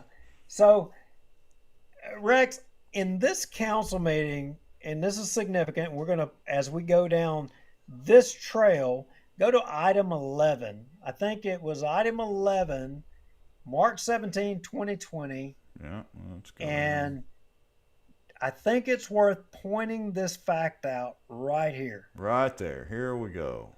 Oh, this is some familiar stuff here. Right there, folks. Let's even zoom in a little bit. Okay, item number 11 says, introduce an ordinance appointing Manchac Consulting Group, Inc. as the lead engineer and manager of the Walter O. Bigby Carriageway project. First reading, Montgomery Jr., King David himself.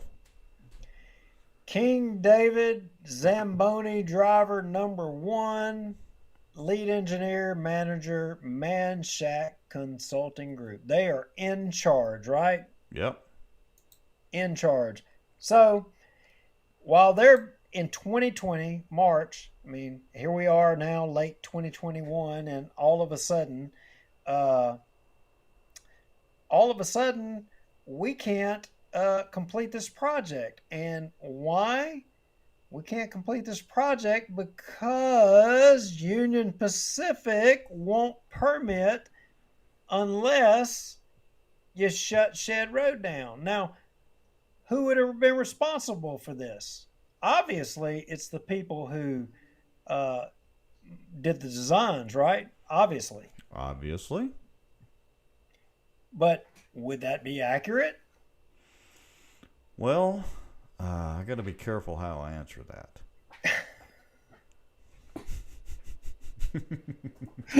Because we do have, only because we do have more information than we can actually share tonight. Let's keep it What simple. did NTB have to say about that? Well, NTB waltzed into the last meeting and made them all look like the clowns that they are. I mean, so there's that. So they basically said that it was Manchac, City of Bossier and Manchac's responsibility to take care of this, right? That would be correct. They're the ones that are responsible for, getting the permits or necessary approval or whatever from the railroad. All right. So everybody watching, y'all pay attention here. So you see here, March of 2020, Manchac is responsible for the Walter O. Bigby Carriageway. You see it right there, black and white. Now, Rex, in show 64, you and I covered this. We went over this. And we covered in the 6/2 of 2020 council meeting, we covered a little bit of that content. And I don't want to just people to take our word for it. I think we should play it. I don't know if you can pull that up real quick. Yeah, give me a second here. So that's the, let me see if I can go back and find that real quick, if I still got it downloaded, or I can find it on YouTube. So yeah, let's see, show 64. Yeah. And in that show, Manchac and the CEO or the owner, he's talking a lot about these things. And then we'll show the next council meeting of 7/7/2020, and again, Manchac talking about the Walter O. Bigby Carriageway and their dealings with Union Pacific, and kind of where things stood. Kind of going to be interesting, but yeah. All right, so I've got the. Let's see. I need the 6/2 council meeting. All right, so let me get rid of this. Do you know about what time Haydel made his comments? What time? Ruh-roh. I had that note on the 6/2/2020. Yeah. Go to the video Yeah. and find the Complete. find the. You have a item on the There you agenda go. today, supplement number 5 for NTB, to allocate some funding so the design can be finished. You also have an item on the agenda allocating a contract and some funding for Coil Engineering to do the Citizens Bank Drive extension piece. So you've really got 3 different pieces of the project that'll be bid separately. 4 if you include Bigham Dentistry. The Citizens Bank Drive extension, the actual roadway portion with the bridge, and then the stormwater pump station, they'll all be separate projects. So just moving down, if you look at the Union Pacific Railroad, we had a conference call with Union Pacific's representative, Rail Pro. We also had Union Pacific's Louisiana or area representative on the phone with us. Drew Tessier is his name. He actually coordinated the phone call for us. It was a good call. TRC and NTB was also participated in the call. That call was on May the 6th. UP said their review process would take anywhere from 5 to 7 weeks. TRC made Okay. a submittal to There we them go, just- right there. That was at the 5 minute and 9 second mark. So you heard him, So- folks. 5 to 7 weeks. 5 to 7 weeks. So if they submitted plans to Union Pacific, it would take review of 5 to 7 weeks. Y'all remember that? Right. Okay.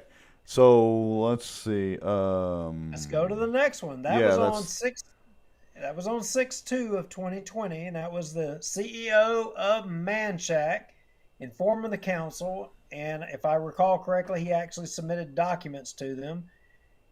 But right there, you heard him, black and white, 5 to 7 weeks. And what was that guy's name again? Justin Anyway. Haydell. Is that right? Well, his name was Justin Haydell, but the Union Pacific guy that he Oh, yeah. I didn't grab his name. But we can go back and listen to it later. All right. said.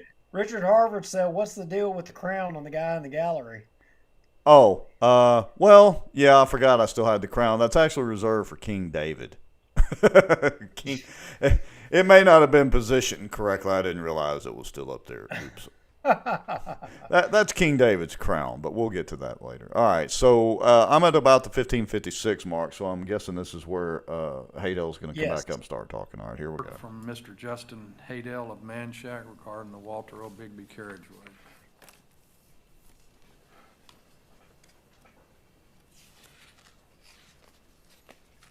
Thank you. Good afternoon, Mayor, and Council. I placed on each of your desks a updated schedule and a little written update that I prepared for the project. The update kind of follows the schedule from top to bottom. So the design remains to be one of the critical path items. This is truly a critical path schedule.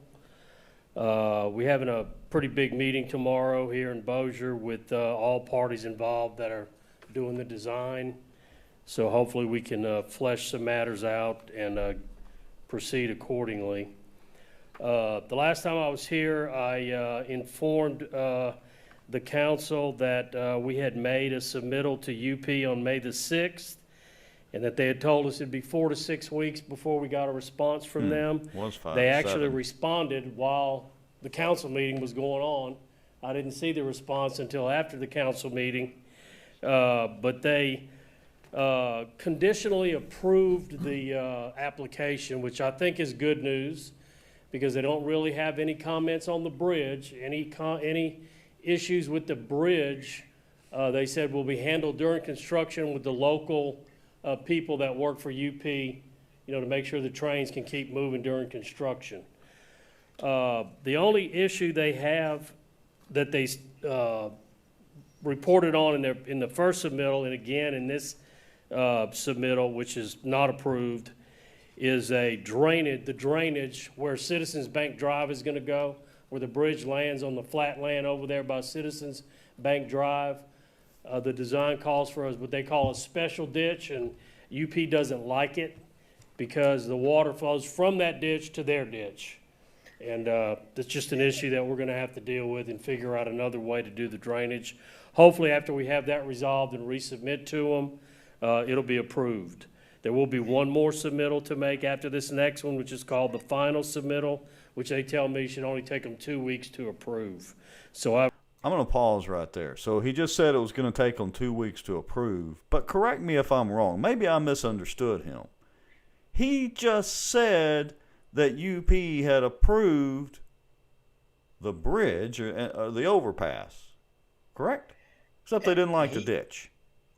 He did, but more importantly to me, he said in the previous video of council meeting, he said 5 to 7 weeks. Then this council meeting, he reaffirmed that they told him 4 to 6. 4 to 6 weeks. And then he said there's this revision on this one issue, one little part. He said 2 weeks to revise that. And he goes on to break this thing down and talk about the different little incremental parts and how we're talking a matter of a few weeks to get things resolved. Now, all right, but here's what we need to do for everybody watching. So we're kind of down in the weeds with the, was it 5 to 7? Is it 4 to 6? Is it 2 weeks? What the heck is it? And why is the overpass important? And what does that have to do with the Shed Road crossing? So basically, Manchac and the city council has tried to throw everybody under the bus except themselves. Would that be a fair summary? That is my take on it. I mean, I got to tell you, I think everybody's priorities have been placed number one, except for the people of the city of Bossier. Yeah. That's my take on it. It's pretty simple. Do the folks, the city of Bossier, do they want that crossing closed down or not? Because they've already, man, I don't even know where to begin with this. And now we could probably do a 5-hour show on this garbage. So the city council and members of the administration made a huge issue that UP, the railroad, was not going to approve the overpass that he just said was approved, except for the drainage ditch, unless the city closed the Shed Road crossing, because there were 25 or 30 accidents or incidents at that crossing over the last 30 years, which we know is just absolutely not true, thus a lie. Now that was that Ben Rauschenbach. Ben but it got wasn't up there just and said Ben. that. And I hate to He throw said Amanda he's under the one- bus, but she got up there and didn't correct him on it. That's right. She supported him. But Ben is the one that started down that road and said that UP's biggest thing was the accidents. He started beating. Up. Yeah, he started He beating the clearly drum said it. on it. But then, of course, everybody else did too, and then that led, King David and Jacobs off on their tangent about how much it was going to cost if they shut down, blah, blah, blah, blah, blah. Well, now, Rex, I just got to say, so remember NTB? Remember we called a special meeting to throw NTB under the bus to say they dropped the ball, to say they're the cause of this Shed Road thing. Remember that? Who did that? Then, oops. Oh, it was Mr. Zamboni, brother himself, Charles Jacobs, the former judge, by the way, and attorney who doesn't like to read contracts. Yeah, but Manchac is the ones that set this deal up. They went to Chandler and Amanda, and y'all took it hook, line, and sinker. And then what do? And with Jacobs, y'all want to get out in front of this? Get out in front and say who had the bright idea, who suggested and pushed the deal to get out there to fire NTB. Whose grand idea was that? If Shane is still watching, Shane, I would like for you to comment. I seem to remember this main campaign issue, one of which that Tommy especially campaigned on, that involved Manchac. But I just can't remember exactly what that campaign issue was. What was Tommy going to do when he got into the mayor's office? I can't remember for the life of me. Does everybody recall that Manchac had a hand in the Shreveport water debacle? Does everybody realize that? Well, You remember that, Rex? yes, I do. And that segues right into David Johnson's comment. He said they won't be happy until we have another huge lawsuit. Well, Merry Christmas, City of Bossier and King David. I mean, you probably have yourself already in a lawsuit, because if I was freaking NTB, I'd sue your ass off. Yeah, and Because so Shane did respond to my question. Shane says hire a city engineer. And so Shane, refresh my memory, was that city engineer going to be one of the guys from Manchac? And this, basically no bid contract? Here's the thing. There's one city councilman that was ahead of the curve on all of this. And he, in a council meeting, said, point blank, he said about Manchac, he said, I don't believe you have the experience to be able to do this job. Yeah. You remember who that was? Let's see. The choices are narrow. Who was it? It was Councilman Darby. Councilman Darby. Yes. Who did take on King David and won, at least that round. Well, and when they were talking about running Hudson off and putting Manchac in there, he's the only guy that stood up there and said, hey, I don't believe you have the experience to do this. Well, guess what? Guess how right he was today, because obviously these jackwagons ain't got the experience to beat themselves out of a paper bag. And now who's going to pay for it? All of you, the citizens of Bossier City, they're going to close down a road because these jackwagons, not only can they not take responsibility for their fault, it's going to cost you. Yeah, it is. It's going to cost all the taxpayers of Bossier City again.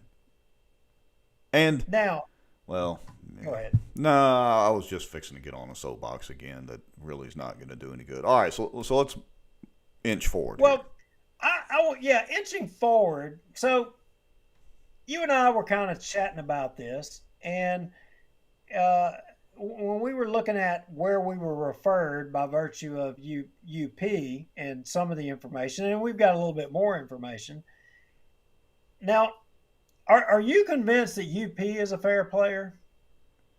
I'm convinced that UP is a railroad that is under federal jurisdiction, and there's a rule that you don't F with the railroads.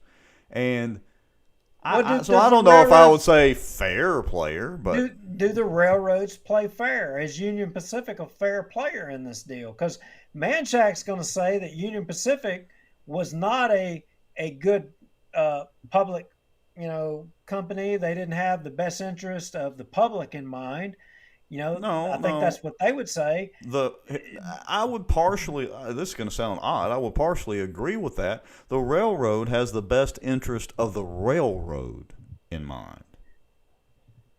Well, they do, but by all that federal protection, they have a responsibility to everybody out there, and I would almost contend that there could be an argument that Union Pacific has pissed on the leg of everybody in Bossier City. Well, here's what you have to remember. The railroads were here, and I'm not defending the railroads. Full disclosure, I don't think I have any family members that work for the railroad or whatever. But the railroads were here first. This town was built around the railroads. Wait a minute. Whoa. Hold up. You just showed in the beginning of this show the video of Shed Road. And go back to that sign. Well, that is true, Go though. Yeah, you're right. That's a good point. Shed Road was here before the railroad was here. It says it on the historical sign. Yeah, let me find it. So hold on, I got to get back to the right folder here. Cut 5. Cut 5. Let me get over here to one of these screens over here. Not that screen. No. This one right here. So my contention is, that there is the possibility that the railroad is the bad actor here. And Union Pacific, if you're watching, if you are in fact, and it turns out to be, and we're going to get to the bottom of it, if you are in fact the bad actor here, we're going to give you as much bad advertising as we can give you. You deserve it because you are not, a good community servant. You're just out for yourselves. Yeah, I mean, and I know that puts me on the liberal side of these anti-big company stuff or whatever. But dadgum, you got a responsibility. It's not really the anti-big company because the railroads are a quasi sort of government company, so to speak. I mean, the protections the railroads have are extensive, obviously. But my point is that the railroads, they probably could care less whether there's a Walter O. Bigby carriageway. That's for the city. The railroad's concern is moving freight from point A to point B across those tracks safely enough without hitting, cars or people or anything else and getting the freight moved. So my argument is I don't think they're the bad actors. I think it's Manchac and certain members of the city council and the administration trying to cover their ass where they dropped the ball. Is it possible that both of them are bad actors? Because I got to tell you, I got Peterbilt's piss on them trains and piss on Manchac. Well, I'm just telling you. I'm not saying that one way to move freight is better than the other. What I'm saying is that I'm not saying the railroad is or isn't necessarily a bad actor. I'm just saying that from my perspective, watching all this, somebody is trying to cover their asses. You don't have 15 people tell the same lie. That's right. And the railroad was not one of them. We pulled the reports. No, wait a minute. Is it possible that the railroad at the last minute changed their mind and said, you know what? Now that you've done spent all this money, if you want to build that bridge, you got to shut Shed Road down. Is it possible that the railroad kind of, played that? It's possible they even said it. However, based on the evidence at hand, which is the meeting minutes, the meeting agendas, and the video and what everybody said, I wouldn't believe any of them in that room. The only one I might halfway believe is Darby and Chris Smith. Darby and Chris Smith, I believe both of them. Manchac, I wouldn't The believe rest a of them, damn thing that they're all lying to cover their asses. They are. They're covering their asses, point blank. That's what I should have named the show, covering their rear ends. Roundabout morons. And David Johnson says, is it very possible they're both rotten apples? Yes, that is very possible, David. Of course it is. But from Union Pacific's standpoint, if they did what's being alleged, if they just kind of were being the bad guy, typical railroad being the bad guy at the last minute, then you know what? They deserve the public to know how the railroads are treating people. They deserve to know it. Yeah, they do. Of course, we've had several comments. You don't jack with the railroads. Shane Cheatham says he agrees. It's a cover your rear end deal. And next month we'll see Manchac brought up as a city engineer and approved. Oh yeah, they're going to keep feeding them money. No doubt about that. Before we're going to come back to that, Shane. Rex, you remember that point that Shane just made because we're going to come full circle to this. But so I got a proposal and I got a question for the Bossier City Council. So Mayor Chandler, Charles Jacobs, King David, Bubba Williams, all y'all pro shut down Shed Road. If UP is the bad guy and UP jumped up there and said, hey, you can't have your bridge unless you close down this crossing, I'm just wondering, what kind of freaking negotiators are you? Dadgum, I'd love to negotiate with you. But so while we're researching this crap, obviously y'all don't do research, and so we'll do the research. You obviously are misinformed on how dangerous Shed Road actually is. you obviously all articulated your ignorance on the subject. So we did a little research for you, and we're going to give you an idea. Here's an idea and a proposal for you to pitch. Which one of you have the gonads to actually do this? So, Rex, Yeah, which the last my cursor is at it now. okay, yeah, let me get to that Go back one. to the map, the UP map, or Yeah. Yeah, let's see. So guys, zoom- this is what's going to blow your mind. Okay, yeah, let me get over there. Give me 1 second here. Da, da, da, Which councilman is going to have, the I don't know, the wherewithal to take this and run with it? I don't know. We'll see. Probably none of them. Yeah, probably. If any none of them, Chris Smith would be the closest one to having it to go. So as y'all see on this map right here, you see Shed Road Crossing right there. You see how it's got that little orange dot and it's got the number beside it? Right there where I'm kind of circling the pointer around. An active crossing that has to be reported, to the U.S. Department of Transportation, right? The railroad's got to report those crossings. They do it every year. They got to renew them. So Rex, I'm just curious, when you scroll out from there and you head north up to where the bridge is going to cross, where's the next crossing when you come to it? Keep Well, going. let's travel up here. We got to follow the green grass here. So yeah, the carriageway is going to run over here in this kind of green area, basically parallel with the tracks. We're running north, and right up in here is where it's supposed to turn. And then this is where the little overpass is supposed to be, somewhere right in here, and then come out over here to Benton Road. Now, Hey, wait, if you what is zoom- that? Yeah, what is that? Is that another crossing? Ah, good golly, it sure does look like a crossing right there. Yeah, Huh. but that's not a paved crossing, though. It's So what not is a paved that? It's not a paved crossing, but it is a crossing nonetheless. If you zoom down really, really close, you could actually see. You see that little darker area right there? It's Yeah, actually a right in here. crossing that UP has right in there. They actually have the groundwork. They have the infrastructure, the little whatever I don't know what you call it, but it's Yeah. a crossing. It's a legitimate crossing. Mm-hmm. Interesting. So you go to that number right there, and I think I have it in the cut inventory report. That is a crossing that is reported to the Department of Transportation, and the interesting part of it is it was a crossing for a farmer and whoever owned that land. It was for farm so access a or what have you. private crossing, right? A private crossing. Mm-hmm. But you see this report right here to the Department of Transportation, and you see the date up there under A, Rex? Yeah, revision date May the 28th of 2021.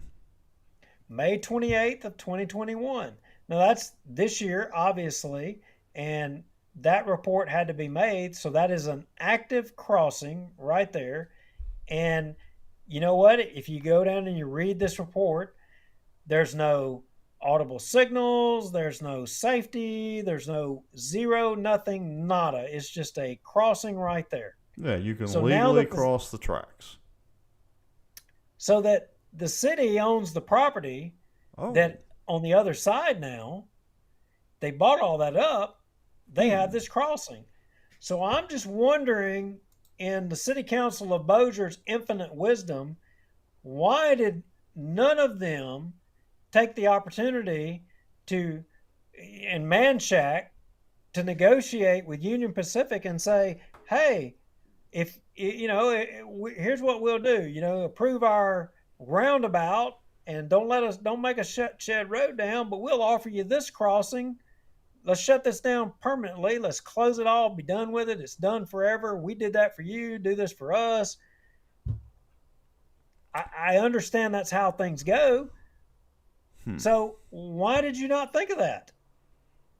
yeah, that is interesting and an interesting point. So I'm going to pull it up on the map. So, yeah, the city owns this little stretch of property here, which is where the carriageway is going to go. And again, just referencing, that's that private crossing right there. And you can see the address to this up there, but if you just Google FRA crossing viewer, you'll find it. And then, like I said, we'll try to maybe put a link to it in one of the Facebook posts on the Bossier Watch page as well, so you can find this stuff real easy. Go look it up yourself. It's actually kind of cool. So, but everybody watching, you got to ask yourself, again, why are they so hell-bent on shutting that Shed Road down that did they overlook that negotiation? Why did they overlook that? Why is there no other option but to shut Shed Road down? Why is it? And supposedly because of the number of accidents and incidents, which is patently false. That is false. And everybody that stood up there at that council meeting and articulated that it was, I'm just going to tell you, they all sought to deceive you. Every one of you, they all sought to deceive you. Yeah, I'm not getting into the other theories. Another subject about that. Now, Rex, do you recall hearing about how, and we may disagree a little bit about this, about writing tickets to the rails in 20 minutes? You heard Chandler talking about, I'd call Bubba Don always about this road being blocked, blah, blah, blah, blah, blah, blah. Remember that? Yeah, it was a big ordeal, and they even made mention that they had written tickets or something to that effect. I'd have to go watch the video, but basically, nobody was paying them or something. They didn't even know who to send the tickets to, so on and so forth. Okay, so there's actually, a lot of y'all may not have known, and there was some discussion about whether or not, there actually is some way to enforce them blocking the intersections or what have you. Well, it's actually in state law. Yeah, I mean, it is in the RS code, and there you go. We have it right there. Yeah. And it's actually, if you zoom down in, the quote-unquote penalties that are wrote in here, for blocking an intersection up to the point of 20 minutes is pretty daggum stiff.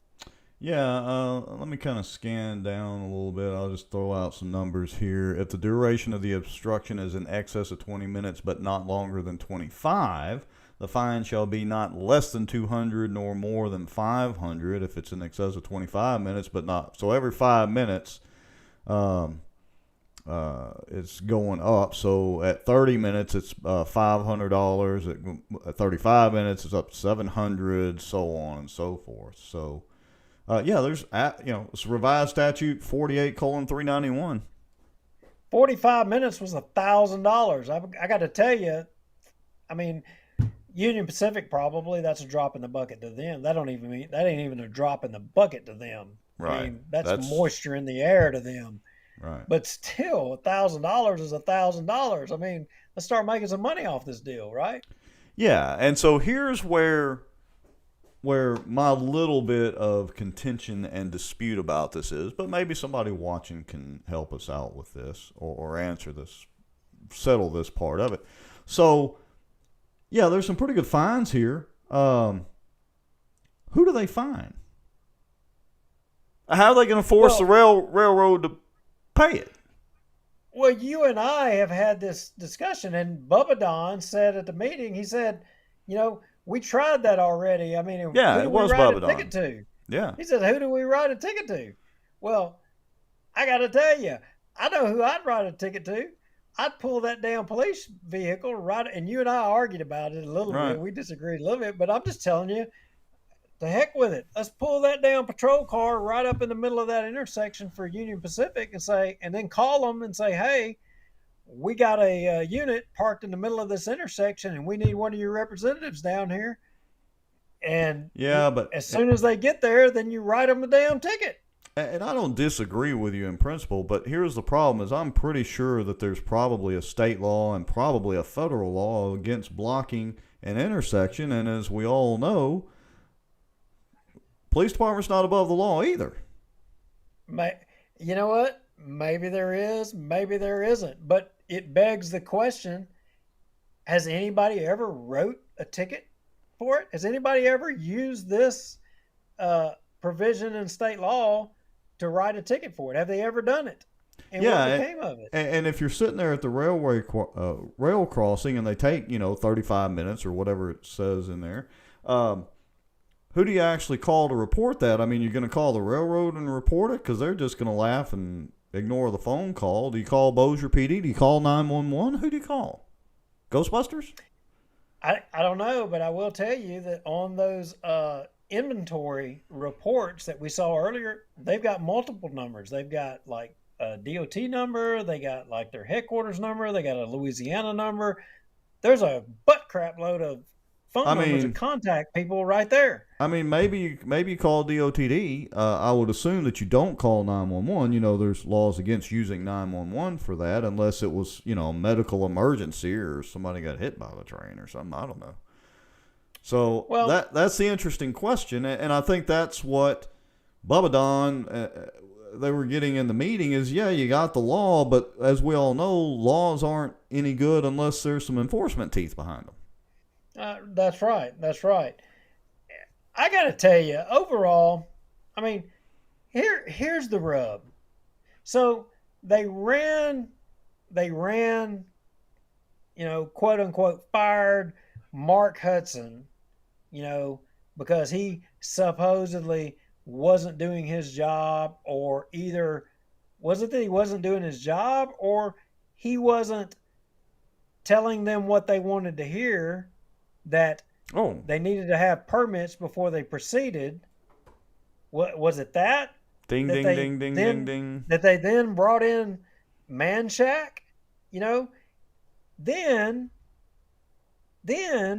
they find out that, quote unquote, according to them, NTB had not secured the permits, and they wanted to fire them. In fact, called a special meeting to fire them and to get rid of them because they thought they were responsible for it, And then didn't do it. Didn't even discuss it. So, and here we are now, and nobody's going to be held. It's nobody's fault. Arguably, it's Manchac's fault. They were the lead engineer. They were responsible. They more or less have acknowledged that they're responsible, and you wanted to hold everybody else accountable. But when it comes to Manchac, no, you're not going to hold them accountable. Now, why is that? Well, that is a good question. Very good question. And I think it's, I don't really want to say it, but I think part of it is the people that advocated so much for Manchac can't admit that they were wrong. King David. Yeah, I'm not going to mention any names, but, the Zamboni brother that has the crown on his head. Maybe that's it. Maybe it's just a pride thing. Maybe it's a financial deal. I don't know. There's always a deal of following the money. Maybe it's a financial deal. Maybe it's a pride thing. I just for the life of me can't figure out why this is such a soap opera. And yeah, we're adding to the soap opera by discussing it, but that's kind of what we do is analyze this stuff that's going on and try to call them out. So, in essence, the city of Bossier is willing to hold anybody accountable other than Manchac. They're willing to blame anybody other than Manchac. And, I'm just wondering. So if, you heard Jacobs articulate the cost. If we delayed, if we didn't shut down Shed and we delayed, what exactly it would cost. I'm just wondering what exactly would be the cost.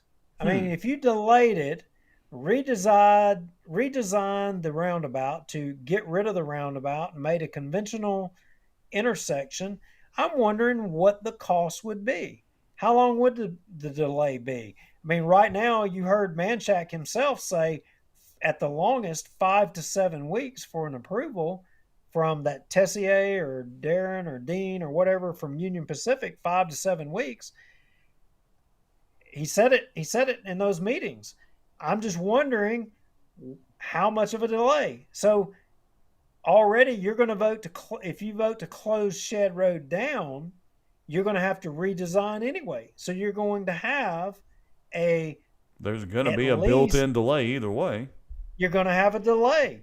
So why not redesign without closing Shed Road and submit that in to wait the 5 to 7 weeks? Why What's the the hurry? problem? Yeah. Why the hurry? Yeah, I mean, What? that intersection's been closed for the most part for, I don't know, 6 or 7 months anyway, whatever it's been. So, yeah, what is the hurry? So That's my main question. Why the damn rush? but I got another question, Rex. This is what I want to know. Fire away. So if you're going to fire NTB, you're going to blame NTB for dropping the ball, right? And you're going to fire them, right? Well, I'm just wondering, does Manchac, since they're the ones that arguably this is looking like it's their fault, right? And they more or less kind of sort of admitted that, I would say, in the council meeting. I'm wondering if the city's going to be sued if they delayed and breached the contract, wouldn't it be rational to think that whoever made the decision or caused the problem would be liable as well? The city would have a chance to sue them. That would arguably be Manchac. So I'm just wondering, do they have insurance, and how much insurance, and how much surety bond do they have? Do they have enough to cover it for, again, it's professional services. I'm just wondering. Well, that would require a competent attorney to file the suit.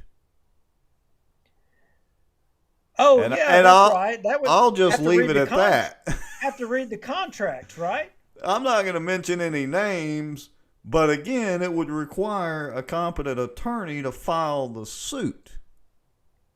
Well, I mean, Manchac obviously has insurance and has to have surety bonds for doing all of this work for the city of Bossier. And if they're end up being the ones that are at fault for this thing not getting done and costing all of the taxpayers of Bossier City the loss of a east-west corridor road and crossing because of their failure.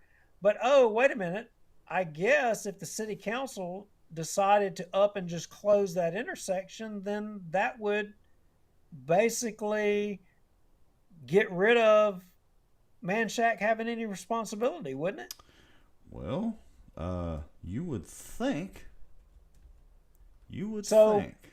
So is the city council, by closing and agreeing to close Shed Road, are they working on behalf of the citizens, or are they working on behalf of Manchac to close it?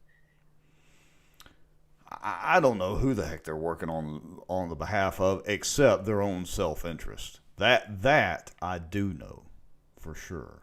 I mean, Jacob said there would be no limit to the amount of we would be sued, so, or something to that effect. I mean, so obviously the city council is more concerned with Manchac's well-being than they are you, the citizens, or 3,100 or however many the number was that used that crossing.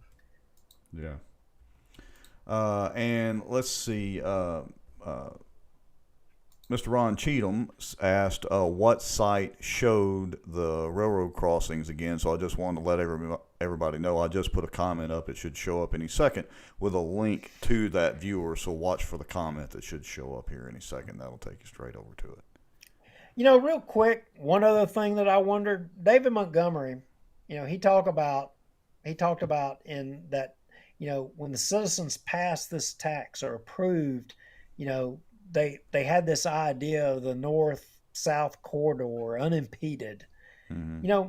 I wonder, did all the voters, did they know that they would be okaying that Shed Road be closed down or the crossing be closed? Did they know that they would be having trucks, semi-trucks? Well, they'd be okay, and did they know that? Was that what they agreed to, David Montgomery? Well, and not just that. Somebody at one of the meetings brought up the point that they just got through redoing Shed Road and spending all that money to, with a 4-lane with the center turn lane and that whole deal, and now they're going to chop the end of it off. Maybe he should have prefaced that to say that, the only exception would be due to poor professional services. that, Right. those things would possibly happen. I mean, maybe that was a part of the public's approval process or what have you. Maybe so. Maybe so. It's, I don't know. This whole thing is absolutely nothing but a mess and something else to try to sort out. Okay. What else do we have on the agenda tonight? This is a short show compared to the last one. I don't know. I haven't. I don't look at the time. I don't know the time, but all I know is that folks, I think you've been sold a bill of goods on the Shed Road closing, and I hate to say it, but it don't mean crap what you think. They're probably going to do it, irregardless of what you think. And your mayor, he's not on board with you anymore. No, I'm sorry. He's not. And again, I would argue if he wants to go back to Vegas while some more budget meetings are going on, all the better. He may as well just let David Montgomery sign his name.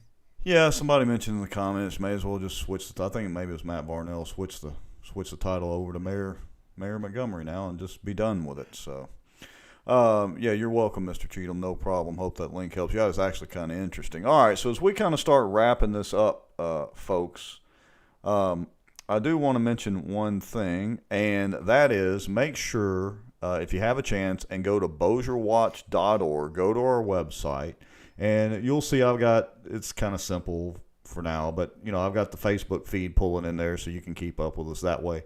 But the other thing is if you click on this newsletter button up there, we've got place for your name and address. Honestly, you don't have to put all that in. All you really have to put in is your email address.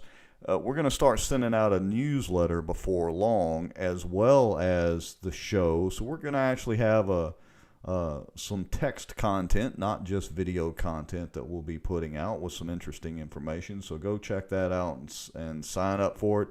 If you feel generous, you can click on the donations link there. And if you want to donate us a little coffee money or something like that, great. If not, doesn't matter because, we're just citizen journalists / pundits here doing this, and it's fun to do, and we're going to keep doing it.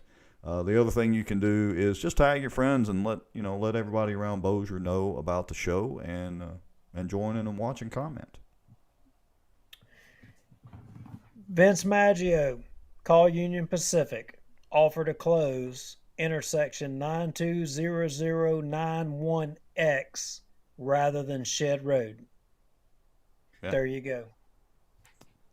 Get it out there. Let's get it done, folks. All right. We appreciate everybody watching. We're still at 67 across all the platforms right now. That's 2 Facebook pages and YouTube, so that's actually pretty good considering we're at 2 hours and 26 minutes, but that beats the 3-hour-plus show. I don't even remember how long it was that we did the last time. But, folks, it's a lot to talk about. It's fun to talk about, and some of it's, like you've said before, Duke, some of it's down in the weeds, but you got to get these details out there. So, anyway, we appreciate everybody watching.